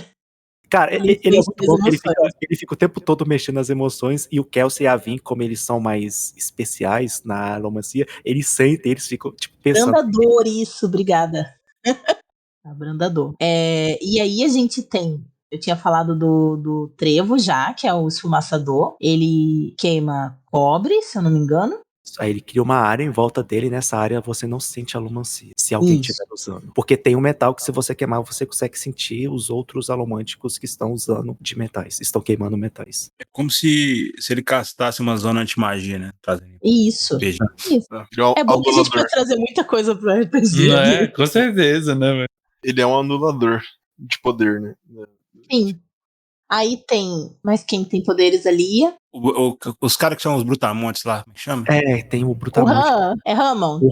o Ham. Hammond. Ele é maravilhoso. Eu gosto Ele dele. tá entre os meus personagens favoritos porque ele é um Brutamontes, ele tem aquela coisa do Brutamontes, mas ele tem um rolê meio filosófico, ele fica pensando nas coisas e ninguém tem paciência pra ouvir o pobre do homem. Ele é quase o fera do X-Men, né? Sim. Brutamonte, galera, não é porque ele é um Brutamonte, é o título que eles dão pra quem queima Peltre, que é as pessoas que, quando queima o Peltre, você aumenta o seu físico, tanto em força quanto em resistência. Aí eles chamam de Brutamonte quem queima São os Peltre. bárbaros. São os bárbaros. bárbaros. Nossa, ele é foda, cara, eu gosto muito dele. Ele é gente boa pra caramba. Considero E aí, pacas. tem o Fantasma, que ele é tipo um aprendiz do Trevo. Gado. E gosta da Vin. Ele gosta O da rolê dele é Vin. ser gado. Dá uma dó dele. A cena que ela fica de roupa íntima na frente dele, ele fica todo sem graça, é muito engraçado. Dá uma dó, coitado. Foda-se, eu perdi minha roupa, eu tô de calcinha e sutiã, e aí o menino todo até colocando a cabeça na parede, velho, pra não ver ela. Imaginei ele batendo a cabeça na parede na hora que eu li. Ele fazer igual que meme tá rolando, chegar pra ele e perguntar qual que é a cor do sapato da Vin. Mas ele vai saber direitinho a cor da roupa debaixo dela. Exatamente.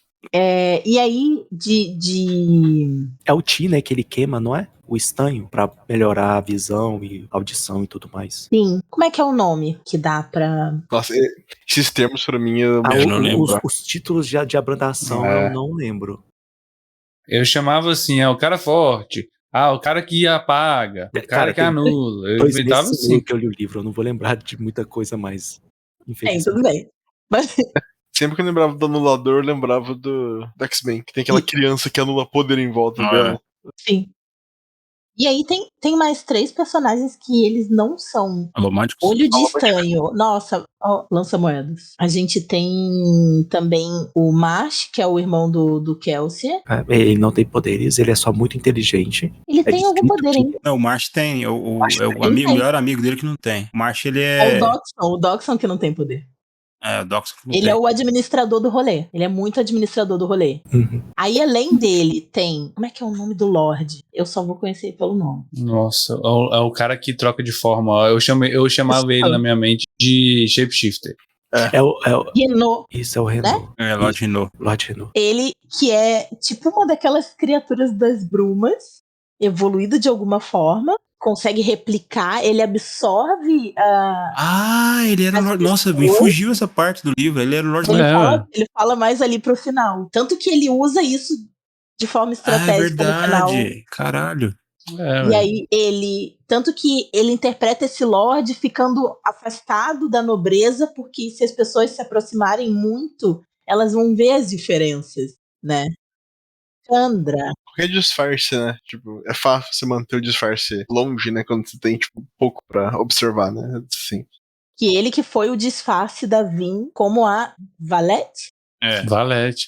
Não, e esse núcleo, no Nossa, começo eu não surpresa. gostava. Ai, foi a No- parte que me tiltou, porque demora demais. De todo baile, ele quer descrever todo baile. Todo Mas baile. no começo eu também odiava, mas depois eu começo a curtir, velho. Não, Quando ela começa. é legal, mas não precisava ser tão extenso, sabe? Tem hora que ele perde muito tempo com coisa que na minha cabeça não era necessário. Eu gosto dessa parte política.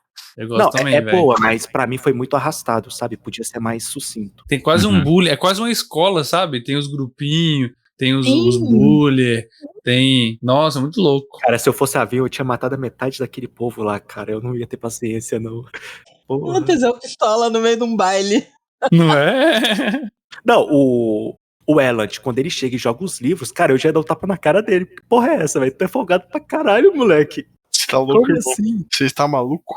Nossa, muito. O que vocês acharam da relação entre ele e ela? Eu não curti no primeiro livro. Eu também não gostei muito, não. Eu acho que fica melhor depois. Depois eles melhoram ele, Sim. detalham mais como ele é, porque que ele é daquele jeito. Eu achei bem chatinho no início. Eu não sei se o Teseu vai concordar, mas a impressão que eu tenho com ele no segundo livro é que quase reescreve o personagem de tanto tipo, motivação e sentidos, né, pra ele agir daquela maneira. Exato. Assim. É quase como se fosse outro cara que você tá vendo. Sim. É. O que eu achei que, tipo assim, o final. Tipo assim, eles até constroem ele, sabe? Mas eu achei que eles. Putz, mano. Ele é muito raso, né? E tipo, no final aí deixa o cara pra ser o prefeito lá, sabe? Aí, putz. É tipo assim, velho. Pô, é tipo assim, a gente conseguiu a revolução. Agora. Vamos deixar na mão deles mesmo, só que agora. Ah, pô, velho. Tipo, ele é muito blasé no início, aí depois meio que fala, ele faz isso porque ele gosta de mexer com o pai dele. É o filhinho de papai que quer ser o revoltadinho. Aí no final vai falar, sem causa. ele tem um grupinho dos ricões revoltados que vão falar do Marx, mas ainda assim usam do poder do capitalismo. Aí eu falei, que merda. Vou falar do Marx aqui montado no meu patinete na. Como é que chama? Que é a Rua de São Paulo, a famosa lá, de empresa? Augusta? Não, né? Faria Lima. Não, Faria Lima. Augusta foi. Eita, galera. Eu só conheço uma parte de São Paulo, eu não tenho culpa. Fala de Marx aqui na Faria Lima. Augusta é pra aquela pergunta que eu queria fazer lá. Meu Deus. Vamos voltar aqui pro personagem. Obrigado, Carol. Mas ele é bem raso, mas é isso. O que eu não gostei da relação da Vin com o Elend foi que ela foi muito desconfiada com o grupo do qual ela faz parte, só que ela aceitou ele muito fácil. Eu entendo que ela é adolescente, ele devia ser um rapaz interessante. Amor à primeira vista, é o João que te esnoba, né? O clássico bad boy. Mas... tipo, diferente dos outros e tal. Mas ela acaba... Muito rápido, né? Ela acaba fazendo umas cagadas muito grandes por causa de uma pessoa que ela não conhece, praticamente. Sendo que ela foi super resistente com o Kelsier, por exemplo. Ensinou tudo que ela sabe, que colocou ela naquela função. Então, isso eu achei ruim. Pra mim, acho que foi a única coisa que eu não gostei ela real. Ela começa toda tímida o livro e tal, e mesmo quando tá treinando com o cara, ela é muito tímida, fala pouco. Quando ela vai pra lá com esse cara, ela já fala demais e não sei o quê. Aí muito fala, não, porque ela tá interpretando um outro personagem, mas mesmo assim, tipo, pela primeira vez ela tinha que ficar um pouco mais tímida, sei lá, gaguejar, fazer uma cagada, dar mais um pouco mais de verossimilhança, né? Ela já começa a criticar o cara, já conversar com ele de igual pra igual, irritar. Primeiro ela não sabia quem ele era, né? Aí quando a galera discutiu, ele é só o filho do cara mais importante da cidade. E aí falam pra ela, você precisa se afastar dele. E aí ela faz o quê? Ela cata o candango toda Mas ela é adolescente, gente. Adolescente é isso. O Sadete fala pra pessoa, seguinte, só não chama atenção, tá? Grupo de RPG, você só não vai na cidade, você só não faz cagada, os caras vão na cidade... Tá o bardo lá cantando a rainha, tá ligado? Os caras chegam na cidade, castam uma magia de comando e manda o guarda pra cidade, né, Tex? Ô, Teori, só não faz bagunça, chega o cara e mata o maluco da frente da prefeitura e acaba com a campanha inteira. Eu tenho uma teoria que jogador de RPG não pode entrar em cidade, mano. Não pode entrar em cidade. Depende da equipe, gente. Da equipe. Vou defender. Ou o cara faz muita cagada, ou o cara quer fazer um monte de coisa e não sai de lá. Aí fica eternamente. Oh, Perdido pra sempre. eu que digo. Aqui, vamos falar do melhor personagem? Vamos falar do Seize. Eles chamam ele de Seize como apelido, né? E eu assumi assim. Ele, pra mim, é o melhor personagem, porque ele tem uma coisa meio misteriosa, mas eu acho que é porque ele conhece muita coisa, então ele sempre tá tentando, contando alguma história ou convencendo, como ele faz com a Vi o tempo todo, de falar de alguma religião pra ela.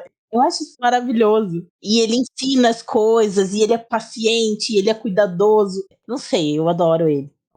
Eu quero saber mais dele. Eu acho que a gente sabe pouco dele. Não, e eu achei legal, sabe o quê? É que eu tava lendo um pouco dessa questão de cultura africana, né? Como eles têm nas culturas africanas, essa figura, né? Que transmite conhecimento à geração, né? Inclusive tem uma referência nesse filme do Wakanda 2 aí, né? Como é que chama? Pantera Negra. Wakanda Forever. Que é a inteligência artificial lá. A inteligência artificial lá chama Griot, né?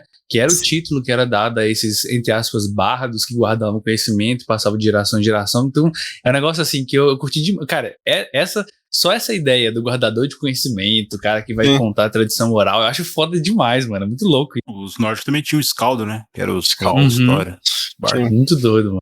Então é importante falar, os alomânticos, eles ingerem o metal e queimam ele para extrair poder. Já o Syzygy, ele é uma outra casta de usuários de magia, que são os ferroquimistas, que eles conservam alguma coisa nos metais que estão tocando o corpo. Por exemplo, ele tem um brinco de ferro e ele perde força momentânea para estocar nesse brinco e depois ele queima o brinco para ganhar essa força abúptica para algum momento. E qual que é o nome do grupo do Syzygy mesmo? Que ele é de uma etnia específica, não é? É tipo um lugar ao norte, assim, que tinha gelo e tal, né? Era essa galera que era isso, né? Que a especialidade deles é guardar conhecimento. E aí tem o Senhor Soberano, que a gente descobre que ele é os dois, né? Ele é tanto ferroquímico quanto holomântico. Por isso que ele consegue fazer um loop, né, na parada. Ele gasta e é aquela máquina de energia infinita. É tipo ele faz isso, né? Ele é o gato amarrado na paradoxo. torrada de pão, né? Não, e o da hora do Senhor Soberano que é um plot twist, né? Porque amarra esses textos que vai descrevendo no decorrer do livro que a gente não sabe quem é, que é um diário do passado, e você acha que o Senhor Soberano é alguém, mas ele não é alguém, ele é outra coisa, e você fica, o quê? Esse plot twist do final na hora. Isso é maravilhoso. Eu peguei Terrissanos são os caras, mas é o povo, isso. Mas a galera o grupo dele que guarda o conhecimento, acho que tinha um outro nome. Eu não consigo Guardadores, lembrar. Os guardadores. Eles são os terrissanos e a especialidade deles é ser guardadores. E eles são totalmente controlados pelo Senhor Soberano, tanto é que os homens são eunucos e as mulheres, elas vão para uma espécie de fazenda de procriação e lá elas ficam gerando vários filhos de acordo com o número de população que o Senhor Soberano determina. Então, assim, é bem tipo galinha mesmo, sabe? Animal de abate. Os homens não fazem nada e as mulheres viram barrigas de aluguéis enquanto o Senhor Soberano acha que deve ter aquela quantidade de pessoas. Falando sobre o Senhor Soberano, pela história, eles contam pra gente que o Senhor Soberano, ele era o herói das eras, fazia parte de uma profecia que esse herói das eras ele ia derrotar um mal das profundezas e que esse mal, depois de derrotado, ele ia virar o Senhor Soberano, que ia ser como um deus e o mundo ia ser próspero e feliz. E a gente sabe que isso não acontece. Ele estava indo para um local, numa montanha mística, e lá tinha a fonte. E essa fonte ia dar os poderes que ele precisava para combater o mal. E aí, o livro vai contando pra gente, aos poucos, o diário desse herói. Não fala o nome dele, você só vai acompanhando o que ele sente, como ele se sente com relação a tudo que tá acontecendo. E quando você descobre que é um diário do Senhor Soberano, você não consegue ligar isso àquele personagem que é o Senhor Soberano, que domina tudo. Porque não bate a pessoa, né? E você fica se perguntando, qual foi a merda que deu pra esse cara ficar tão quebrado? Aonde deu errado, né? Você fica... Eles chegam a citar o nome do herói, mas eu não sei se é no primeiro ou no segundo livro. Deve ser no segundo, porque no primeiro não lembro que cita o nome dele, não. Cita o nome do cara, que é o Hashek. tava andando com ele. Cito Hachek, mas cito outro nome, que é o nome desse dito herói. Eu só não Não lembro me lembro. que é do primeiro livro. Eu sei o nome, mas eu não quero falar. É um nome só, né? Mas eu Diga, não sei. Felipe. Não, é porque eu percebi que era soberano. Eu só fiquei na dúvida assim, o que vai acontecer pra esse cara mudar, pra esse cara cair, né? Sim. Porque até a divulgação, quando você vai digitar na Amazon, aí, você vai ver assim, aí conta a história do herói que caiu, do herói que não foi herói, tipo assim. Uhum. E se um herói previsto pela profecia falhasse? Entendeu? Sim. Vende isso, né, o livro. Na verdade, não é bem isso, mas, tipo assim, então você já entra no livro, você já começa a saber que, isso aqui é um diário, vai contar a história do cara e onde é que o cara vai cair. Aí o diário para no momento que ele vai contar essa mudança, né? Que a gente descobre depois por que para. Só que o finalzinho é bem da hora, né? Se eu disser pra vocês que eu suspeitei do Hachek antes do plot acontecer, vocês não acreditam em mim? Acredito, mas eu Sim. não suspeitei, não. Eu também não. Primeira vez que eu li, não. Eu não tava, pra ser sincero, eu não tava entendendo nada desse diário aí. Eu tava lendo e falei assim, uma hora eles vão explicar essa porra, eu continuei lendo. Tava acompanhando. Conta a história do Alan Dee, que é esse dito herói, só que até então você tá vendo em primeira pessoa, né, que você tá lendo um diário, e tem esse Hachek, que é um terrissano também, que meio que acompanha ele, e ele fica falando do Hachek. Assim, isso eu tava entendendo, eu só não tava entendendo a ligação com o que tinha. Então, tipo assim, eu falei, velho, uma hora eles vão explicar, vou só ler aqui e segue o baile. E aí acabou que, cara, minha mente foi explodida, né? Eu gostei Eu esperava já, numa certa parte do livro eu falei, já sei quem é esse maluco aí, esse seu soberano aí. Sabe por quê? Porque ficam descrevendo que ele faz uma coisa que nenhum outro alomântico deveria fazer, que é carregar vários metais com ele. O Hachek, né? O soberano. Sim, o seu soberano, sim. Ele dá desculpa porque ele usa isso pra provocar, dizendo que ele é muito poderoso e... Aham. Mas eu falei, Plantou o foreshadow nele. Plantando o foreshadow ali. Sim. Aham. Velho. E assim, eu gostei do resultado, né? Até porque isso justificou, assim, uma coisa que eu tenho visto muito em algumas obras e tal. E assim, eu às vezes até Senhor dos Anéis eu tenho essa crítica, assim, sabe? Que você cria, sei lá, eu vou pisar em ovos aqui, mas foda-se. Você cria um inimigo muito cabuloso e vai criando essa ideia de inimigo muito cabuloso e do nada, pá, morreu, sabe? Então, tipo assim, essa descrição da feroquimia junto com a alomancia justifica um pouco ele ter sido tão rápido, sabe? Porque ele foi rápido, gente. Querendo ou não, tipo assim, algumas páginas ali, eles conhecem o cara, vê ele, né? Lógico, eles já tinham visto antes, mas tem a primeira contato direto, assim, e pá, morre. Mas faz sentido porque ele justifica usando as regras do próprio sistema, né? De ferroquimia e da alomancia. Então, faz sentido ele ressecar e morrer igual um tomate, né? É interessante só citar o Senhor dos Anéis, que o Brandon Santos fala que uma das inspirações foi essa, falou assim, e se o Sauron chegasse e falasse, Frodo, esse é meu anel, tá sumido, hein, cara, vem cá, pega o anel da mão dele, obrigado não, foi longa viagem, não foi? Mata ele. Mas não, o Sauron ele só gosta de viajar e ficar longe, deixar a galera fazer as coisas para ele, independente de quantos séculos demore. Pra ele não tem muito cabimento a história ele critica bastante a história do Senhor dos Anéis e Harry Potter. Mas acho que antes, né, o ápice é o confronto contra o Senhor Soberano, mas antes disso, pra mim, tem o melhor confronto do livro, que é o Kelsier peitando o Inquisidor X1. Cara, que luta. Aquela luta cabulosa. Eu não respirei. Aquela luta. Eu conseguia ouvir os impactos também. Nossa. A galera que gosta de anime ali, que a luta é por anime, né? Tipo, a gente sabe que o Kelsier é forte. E todo mundo fica falando dos Inquisidores, mas quando o Inquisidor... imagina, galera, o Inquisidor é um homem de tipo 2,5 metros de altura, careca, os olhos são pregos de ferrovia fincados que atravessa a nuca, e o cara tem um machado gigante. E tipo assim, e ele é imortal. Até então, todo mundo sabe que eles são imortais. E é isso. O cara no meio de uma praça começa a cortar tudo. Davi contra Golias, né? Importante você lutar com um cara desse em frente à multidão e demonstrar que eles podem morrer, né? Por isso que ele quis lutar no meio da galera, entendeu? Exato. Você quis fazer isso.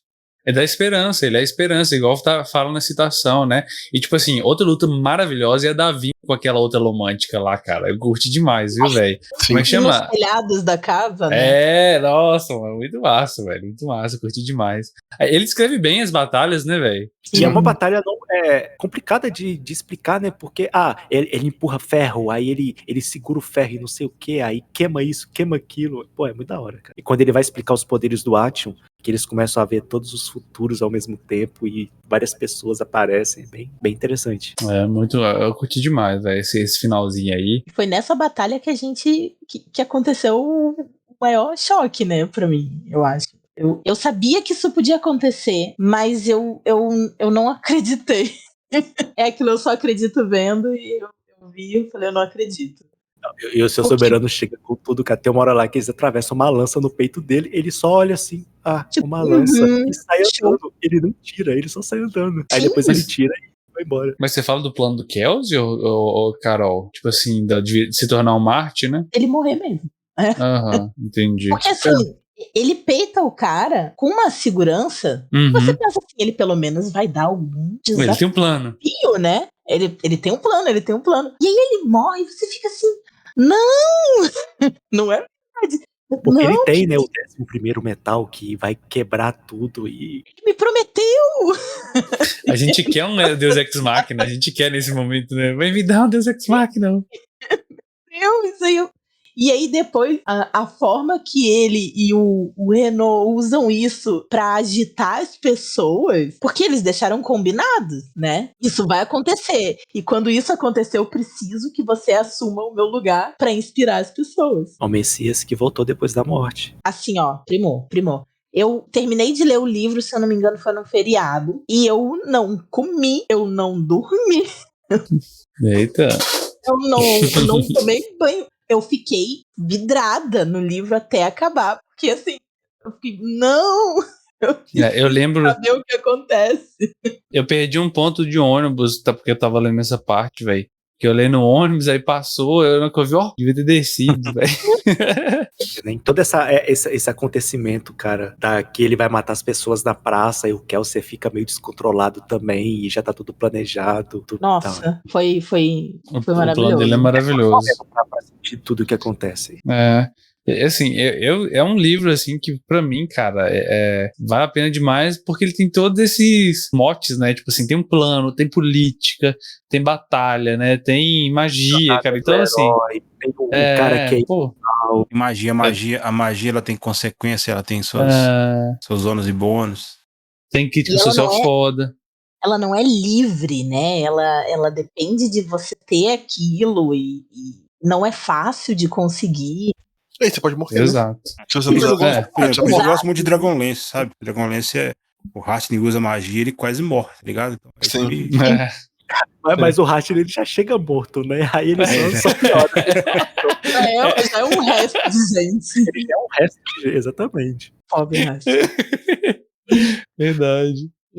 Enfim, então, eu acho que pegando um pouco ali do que o Teori falou, já, né, da questão toda do livro, né, da história, de como influencia, como isso impactou, acho que já dá pra gente trazer aqui as nossas impressões, as nossas opiniões gerais, assim, as nossas impressões gerais da história. A gente falou um pouco sobre isso durante a conversa, mas eu acho que, resumindo a nossa opinião geral... E eu posso dizer que não é meu livro favorito dele, por causa do Will Kings, assim, mas eu diria que é o livro dele que mais me deixou marcado, porque foi um que me mostrou, tipo, a gente tá muito acostumado a ver fantasia como uma coisa medieval, né? Uma coisa puramente, tipo, soldado, cavaleiro, elfo, anão, tipo, né? É RPG, né, que a gente sempre fala, acaba meio que juntando isso, né, e fazendo você ficar na nossa cabeça e tal.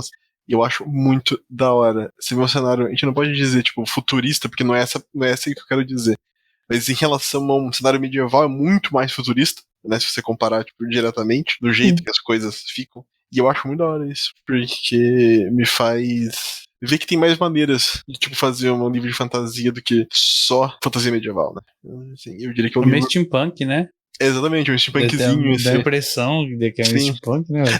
Na minha cabeça sempre tive uns canão gigante, tipo... sim. Prego voando de vez em quando. a tal das cinzas e da fumaça. Isso. As paredes pretas. Pra mim, sempre que ele falava uma coisa sobre velocidade na minha cabeça, eu ouvia até barulho de ventilador, aqueles grandão, tipo, puxando ar pra fora, sabe? Eu imagino Reinos de Ferro, velho. Não sei porquê, mas me deu essa pegada de Reinos de Ferro, Sim. né, velho? Aquele de ferro é exatamente isso. Como é que chama naquele sétimo mapa? Também tem a Alemanha de lá? Não tem uma parada assim que a gente jogou, Kuma? Sim, mas a Alemanha lá é bem mais, tipo... É mais Witcher, dark, né? É mais Witcher entendi. 3, assim. Eu acho que Os você caras quer... jogaram Sétimo Mar e nem chamaram, hein? Eu acho... Nossa, tem gente 10 anos. A gente pode jogar de novo, mano. Eu topo. Mas tá bem da hora. Sim, eu gostei bastante. Eu diria que é um livro pra quem gosta de fantasia e quer ler alguma coisa nova e sentir, tipo, aquela coisa que você não consegue, vamos dizer assim, entre aspas, prever poder, magia, essas coisas assim. Esse livro é perfeito. Porque ele pega coisas que você espera de fantasia, aplica essas coisas e ao mesmo tempo ele, tipo, explode. Assim, você fala, caralho. Manda ele dar um tapa na sua cara e fala assim: fica ligado! Exatamente. É muito, muito bom. Eu gostei bastante. Eu achei maravilhoso também. E eu acho que por causa de tudo, acho que um pouco também por causa do nosso contexto atual, essa coisa de lutar contra a opressão de alguma forma, me impactou porque ele pode ser muito atual. Ele é criado a história se passa num universo que você não sabe o tempo exato, você não consegue fazer uma ligação exata, né? Tanto que fica essa coisa meio... Eu tive uma impressão meio, sei lá, Revolução Industrial. Pra mim era fábrica, fumaça, essa coisa, sabe? Carvão... Não sei. Então eu acho que a história, por ela falar dessa coisa da opressão, da revolta, do medo do povo, ela é muito atual e ela pode ser aplicada em qualquer época. Isso é incrível. E ela é lindamente bem contada. Achei que a narrativa ela não segue uma linha única e é por isso que ela é tão legal. Ela vai acelerando aos poucos e depois ela, né, mete uma pedra no acelerador e vai. Então, ela te prende, a história te prende de um jeito que, né, você perde ponto do ônibus, você passa aí o feriado inteiro lendo. É incrível, eu adorei. Inclusive, muito obrigada, Felipe, pela indicação do livro. Feliz que vocês gostaram. Quero ler mais. Deixa a minha recomendação vai ser, ao mesmo tempo, indicação e vai ser, ao mesmo tempo, uma crítica social e, ao mesmo tempo, vai ser o nome da editora. Tudo numa palavra só. Leia! Very funny. Leia! O que você achou do livro? Nossa, Tá não, pô. Tá bom. Eu tô brincando, gente. Eu gostei bastante. Eu acho, assim, exatamente isso, né? Tem um clima, tem um gosto diferente de fantasia. Essa pegada Revolução Industrial, essa pegada opressiva. A escrita é muito bem feita, os personagens são profundos, né? Não são rasos. Então você consegue ver as motivações deles e eles têm limitações. O sistema de magia, né, e tudo é verossímil. Então você consegue ter previsibilidade e por isso é tão legal quando ele quebra e consegue te surpreender. Porque ele te dá regras para que você consiga ter expectativas, mas ele trabalha dentro dessas regras mesmo, sem quebrá-las, né? E consegue te surpreender dentro daquilo, né? Então, tem foreshadowing, né? Tem antecipações que ele vai plantando, né? Então não é nada jogado, não é nada cai do céu. E isso agrada bastante, né? Porque até mesmo as críticas que a gente pode fazer, pelo menos as que eu consegui fazer, assim, não gostei disso, não gostei daquilo, é muito mais uma questão de gosto do que uma questão de falha, sabe? Então, assim, eu posso não ter gostado do personagem tal, porque ele tem essas atitudes. Mas a gente é assim na vida, a gente gosta ou desgosta de pessoas porque ela toma as atitudes e não necessariamente elas fazem tudo do jeito que a gente quer, sabe? Elas têm suas próprias motivações e por isso que eu acho que os personagens são bem feitos, porque eles têm suas motivações próprias, mesmo que sejam motivações que não sejam a que a gente quer. Então, isso é muito bacana. Leia! Ele começa e ele termina com Leia. Gostei do livro. O início ele começa já te dando um soco na boca, aí te apresentando como que aquele mundo é sujo e não vai se importar com o que você sente, ele só vai te jogar no chão e se você não tiver força pra levantar, você vai ficar caído. Tem aquela barriguinha no meio que não me agradou, mas acho que eu fui o único que não gostou tanto dessa parte. Mas são personagens muito bem descritos. A forma como ele trata a perspectiva de vista da Vin com os personagens e com o mundo, eu particularmente gostei. gostei. Tem uma coisa ou outra ali que incomoda, mas isso é mais gosto pessoal mesmo, como o Theo disse. O final é um pouco rushado, como a gente falou aqui, mas é um final bem fechado, abre bastante coisa pra história que só melhora no segundo livro. O Kelsier é o cara, uma descrição muito bem feita de não sei como definir ele, talvez um anti-herói, talvez um herói como uma carga mais do Batman, assim, uma coisa meio, talvez, Herói que o mundo não Maquiavel. quer, mas que o mundo precisa. Talvez alguma coisa meio Maquiavel, mas, cara, o Brandon não conhecia, mas considero pacas agora. Carinha escreve bem. O sistema de magias foi o que mais me pegou. Gostei bastante por causa de todo o aspecto de física e química. Eu fiquei teorizando várias coisas dos metais. Coloquei coisa de bioquímica na minha cabeça, física quântica, então eu estava me divertindo muito lendo. Que massa. Bom, é um dos meus livros favoritos, tá no meu top 5 atualmente aí, mas concordo com o Teseu, eu acho que ele tem um probleminha de dinâmica, não sei, no começo. Ele começa bem forte, mas depois dessa quebrada aí, mas não me incomodou tanto assim, mas é só um detalhe. Eu achei também a parte do romance um pouco chata, eu acho que autores mesmo, masculinos, né, homens, trazendo personagens femininos com romance é pouco complicado. Eu acho que tem pouco tato, eu acho. Não sei o que a Carol acha disso ou não, mas eu acho que talvez não seja limitação nossa, talvez seja eu o problema. Mas, pô, esse livro pra mim é um game change na parte de magia pra mim. Eu não gosto tanto de magia, eu gosto de jogar de RPG, mas eu não gosto tanto de magia. Eu acho que a magia, ela pode extrapolar muita coisa, pode ser muito Deus Ex Machina, tanto na mão de jogador como na mão de mestre, e você trazer essa magia para um sistema que é verossímil, que é aplicado no dia a dia como uma tecnologia, pode ser aplicada. Eu acho que para mim muda muita coisa, e isso tem um ponto positivo e negativo, porque toda vez que eu jogo RPG agora eu faço comparação. Até um dos motivos que me fez broxar da quinta edição foi isso, depois que eu li esse livro Fraga. Esse é um problema, mas que trouxe várias inspirações para mim que quero escrever meu mundo, que quer escrever meu livro. Com certeza é um livro de referência, indico pra todo mundo. O Brandon Sanderson é uma referência para o world building. Se você não leu esse livro, se você quiser conhecer, vê o canal dele, procura lá várias palestras. Ele dá literalmente aula, né? Tem 12, 13 vídeos lá, 1h30 cada um, você pode ver, pegar referências e tipo, hoje em dia é meu autor favorito ali, né, ao lado do nosso tio Corner, porque muito por causa da produção dos caras, né? Com termos de escrita, eu ainda prefiro o Martin e o Patrick Rothfuss, mas eu prefiro ler novidades do que ler coisas velhas várias vezes. Então... Exatamente. Eu acho que antes foi isso, foi uma experiência muito legal. Conhecer esse autor novo foi muito legal pra mim. Vou colocar ele na minha lista dos autores aí pra dar uma lida maior, porque o cara também é uma máquina de livro e é isso. Só da série Mistborn tem, acho, quase 20. Entre livros, novelas e contos. Eu falei, que isso, gente? Tá louco. Tem muita coisa. Tem muito autor envolvido também. Outros que entram, depois fazem algumas coisas. E além dos livros dele, ele escreveu os 3 finais, né? Do tempo, né? Fora isso. Como se já não fosse o suficiente. Sim, ele ainda fechou outra saga. Tá igual o Salvatore, pegou o Drist e escreveu 200 livros. A galera compara o Leonel com... o Leonel Bernard Cornwell brasileiro. Não, eu acho o Leonel muito mais Brandon Sanderson brasileiro pelo volume de coisa que ele escreve do que E né? ele sabe fazer o world build muito bem feito, né? Sim. Eu, pelo menos, assim, eu acho o world build que ele faz do Ruth Gunn incrível, cara. Amarrando a história com aquela galhofa que eles fizeram do RPG lá pra fazer fazer sentido igual ele fez. Eu achei, porra, o cara é foda, né? Brabo. Ele fez a Tormenta, né? A história da Tormenta, a origem da Tormenta. Então, tipo assim, não é pouca coisa. É fera mesmo. Inclusive, a gente leu livros dele aqui no Clube do Livro e ele é incrível.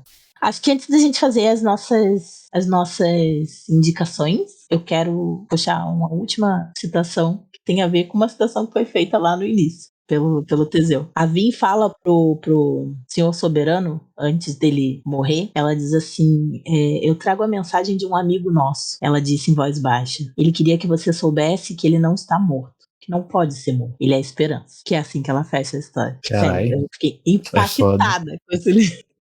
Impactada. Vamos para as nossas indicações. Vamos lá, eu vou indicar hoje então, gente, um livro. Infelizmente, esse livro só tem em inglês, mas é um livro maravilhoso, porque assim como o Felipe, né, tô me preparando tem um tempo já para escrever e tal, e eu descobri um método que é até bem famoso, né, não sei como eu não tinha esbarrado com isso antes, que chama Método Floco de Neve para escrita, né, de roteiros e tal. Então o livro que eu vou indicar hoje é um livro de um autor chamado aí Randy Ingermanson, né, um nome grandão aí, mas é Como Escrever uma Novela, né, usando o método Snowflake, o método Floco de Neve, que é um método de escrita onde você vai escrevendo, você escreve uma estrutura básica e você vai expandindo ela, né, como se fosse um fractal, um floco de neve. Gostei bastante e tem funcionado comigo. Muito bom. Eu vou aproveitar e já fazer a minha indicação também. Como eu tô gostando de fazer, desde que a gente começou a indicar os livros, eu gosto de indicar um livro que tenha alguma ideia parecida com a história que a gente leu. Então, o livro que eu vou indicar também é sobre rebeldes lutando contra o Império, de alguma forma. Eu vou indicar o livro O Novo Amanhecer, de John Jackson Miller. É um livro do universo de Star Wars. Conta a história de como dois dos meus personagens favoritos conheceram a Hera, Syndulla e o Kanan. Gente, maravilhoso. Eu já li esse livro. O Terry é hater de Star Wars. Meu livro teoria. Terry é hater de Star Wars. Mentira.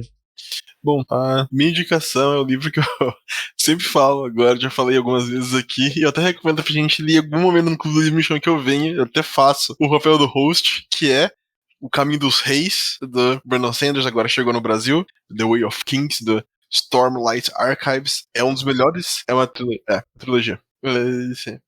É a saga, né, porque tem é igual o Mistborn, né, tem os livros que acabam expandindo um pouco, assim, mas é grosso, né, assim. Só veio o primeiro, por enquanto, pra cá. É muito bom. Tem uma pegada mais clássica, acho, pra quem gosta de muito RPG. Sim, já é um pouco mais reconhecível. E tem, talvez, o meu protagonista favorito nesse livro. Assim, que é o Kaladin. Gaius tá lá? Que é o... Ele tá com choque, né? Exatamente. Então, pode ser o Gaius. Esse é aquele livro que tem um cara que tem a espada de raio? Isso, é o Kaladin, exatamente. Kaladin. Nossa, porra, eu não tava ligando o nome aos bois. Nossa. O Kaladin é esse. Caramba, isso é datado, ou isso é regionalizado, ele dá nome aos bois.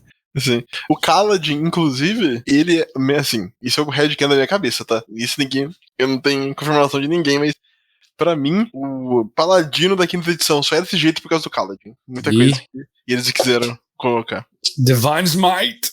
Basicamente, com trovão, tá ligado? Meio pó. Exatamente. Isso é muito bom, recomendo pra caramba. Top demais, mano. Bom, a minha indicação vai ser o primeiro livro da trilogia dos Nobres Vigaristas, que é uma temática bem parecida com essa, assalto, ladrões, mas numa pegada um pouco mais estilo Revolução Francesa, piratarias. Se você gosta de Lankma, por exemplo, a cidade aqui é bem parecida com Lankma, então pega esse estilo de espada, capa-espada, né? É um grupo de ladrões que tem que fazer um roubo planejado. O sistema de magia aqui, ele é um sistema soft magic, mas os magos aqui eles são vistos como se fossem aqui no Brandon Sanderson, como é que chama lá? Os inquisidores. Então, são criaturas totalmente temidas. E vou ler só a citação aqui do Martin e do Patrick Rothfuss, que eles falam desse livro, só para vocês animarem ou não a ler. Uma história original, vigorosa e arrebatadora de uma nova e brilhante voz da fantástica. O Martin fala. E o Patrick Rothfuss fala: eu fiquei totalmente atordoado pela qualidade da obra, a linguagem e a construção de mundo e da trama, a perspicácia e a destreza do Scott Lynch, que é o autor. Provavelmente é um dos 5 melhores livros que já li na vida. Isso é o Patrick Rothfuss falando. A primeira série que esse autor tá publicando, ou ele já tem algumas não muito Eu acho famosas? que a primeira. É um mundo de RPG que ele mestrou, que ele criou. Então ele foi escrever um livro. O primeiro livro chama As Mentiras de Locke Lamora. Um livro bem curto, 200 e poucas páginas, mas o livro é bem interessante. Ele chega a falar o sistema que ele jogou? Não, pelo menos não que eu li. Deve ser GURPS. Provavelmente, tá? Provavelmente, porque... Exato. Deve ser GURPS. O Martin, ele joga GURPS no Império Romântico, Jorge Martin. Romântico, Império Romântico. Romântico é ótimo. O Martin... Quer saber como é que é o Cuba? O quê? Qual é o pedido? A pergunta?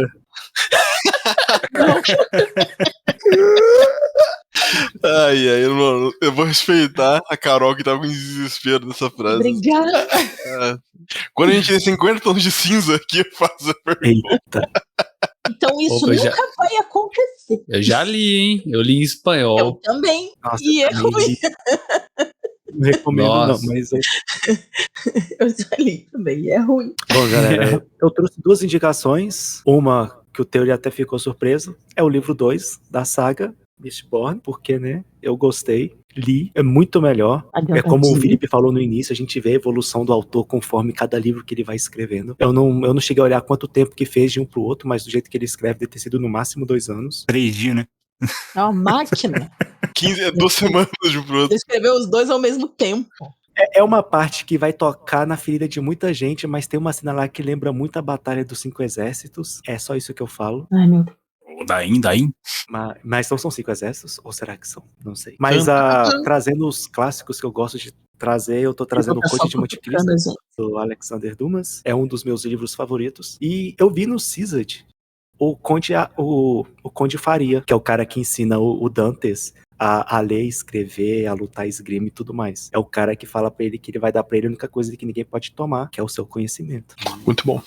Cara, Conde de Monte Cristo é um clássico de vingança. Pra quem gosta de vingança, não tem como não gostar desse livro. Ele tem todos os pontos essenciais pra uma boa vingança. O enredo é fantástico. O Alexander Dumas não tem nem o que falar, né? Todos os livros que ele escreve são obras de arte, então esse é só mais um deles. Tem filme, dá pra ver, é bom. Bem bom. Todos os dois, tanto o clássico quanto o dos anos 90. Ainda recomendo o livro, claro, mas dá pra ver o filme pra ter uma O ideia. dos anos 90, pra uma parte das pessoas, talvez seja mais assistível, por ser mais moderno, vamos dizer assim. O Mas clássico todos acho são que é bons. de 62. É bem mais então difícil. é bem datado. Se você tem Amazon Prime, você tem direito a 10 alugar até 10 livros. Pode, tipo, ler, depois devolver, tipo locadora, fraga, antigamente.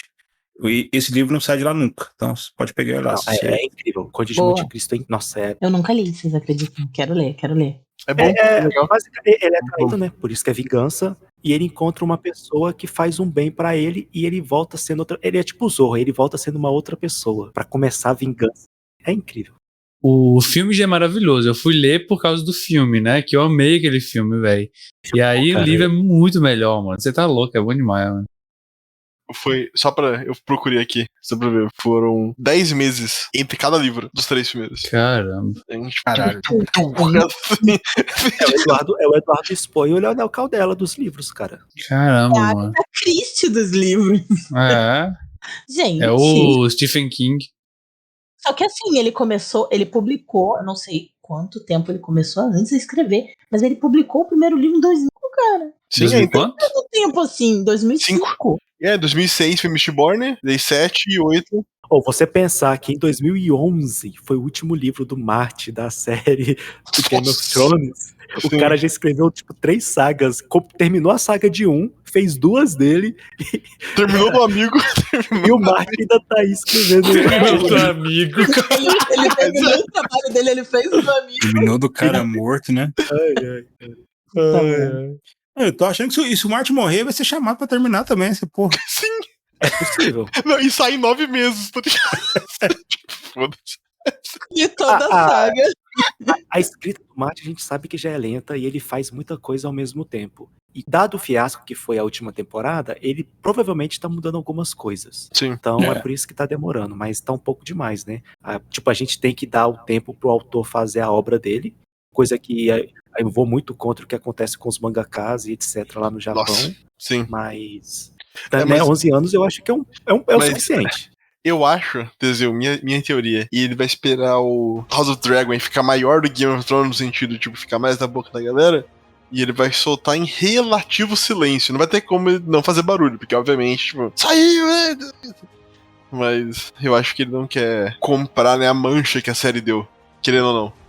Então é só 2025, porque House of Dragons agora é só 24. Exatamente. E Exatamente. começa a ficar bom, né, pra se Exatamente. assistir, porque não teve nada na primeira temporada, digamos assim. Que isso, foi boa. Não, foi boa, mas não começou a treta ainda. Ô, Theory, você leu o livro, Theory? Não, Eu fica não. bem pior daqui pra Pô, frente. Theory, também, caramba, aquele final lá é só a nota de rodapé das próximas temporadas. Pô, a gente tá devagando aqui, hein? A Carol. É isso. E vai, Carol, termina aí, puxa aí. Ô, Carol, pode xingar a gente, viu? Não quero xingar vocês, não. Xinga o Vocês Teseu. Eu sou o cara que mais controla o caos. Logo eu. Sou o cara que mais controla Logo o caos. ele. Filho do caos. Ousa fazer isso comigo. Não, é que assim, eu sou uma pessoa que gosta muito de conversar, né? Vocês sabem que, né? Eu sou uma pessoa que gosta muito de conversar. Então, se deixar, a gente vai ficar aqui pra sempre. Mas, no fim, foi isso. Nós já demos as nossas recomendações. Era o meu último check aqui do livro. E eu acho que a gente pode fazer a nossa despedida. Eu tenho uma recomendação final que lembrei agora. Mais uma recomendação, manda aí. Que é a série Wild Cards, né? Do Martin também. Ela tem um sistema de poder um pouquinho diferente. Não é tão, assim, vamos dizer, mind-breaking, né? Que nem é a do Mistborn, que realmente quando você entende o que tá acontecendo, caralho, que maneiro, assim. Mas eu diria que a série Wild Cards, ele consegue dar uma cara nova pra super-heróis. Que eu acho que é um tema meio difícil, talvez, pra você mudar um pouco. Assim. Talvez tenha sido mais fácil pela época que ele lançou também. Mas é um que eu recomendo também. Boa. São vários livros também, sei lá quantos são, é uma caralhada. Mas é bem legal. Ele começa o trabalho e larga no meio do caminho. Basicamente. Não, então, ele vai até o 7º, 8º, depois vem um monte de autor e vai terminando. Sei, vou fazer outro. Exatamente. Pelo menos terminou. Assim, que ajuda. Assim. Mas é isso, gente. Terminamos aqui a nossa conversa sobre o Mistborn. Foi uma experiência muito legal. E estamos fechando já, né? Nosso ano, quase. Tem ainda mais 2 livros. Semana que vem a gente já vai conversar sobre o livro de novembro. Nossa, e é um que eu tive... Não queima pau, não queima pau. Tá. Não. Só quero dizer que eu tive 180 graus com esse livro umas 4 vezes. Então acho que todo mundo, velho. Acho que todo mundo, né? Isso faz Jesus Cristo. Não queima pau. Bom, falando, galera, aqui é uma reunião de amigos pra falar groselha sobre o livro. Aqui a gente não tá fazendo papel de especialista crítico de literatura, então a gente não fica falando de muitos termos e não é uma coisa pautada, que é uma conversa livre. Então o livro é bom, leiam, e isso é o que importa. Muito bom lembrar, muito bem lembrado. Obrigada. Boa noite pra vocês. Muito obrigado. Até semana que vem. Até semana que vem. Um grande abraço. Beijo. Obrigado, Carol, por ser nossa host. Tchau, galera.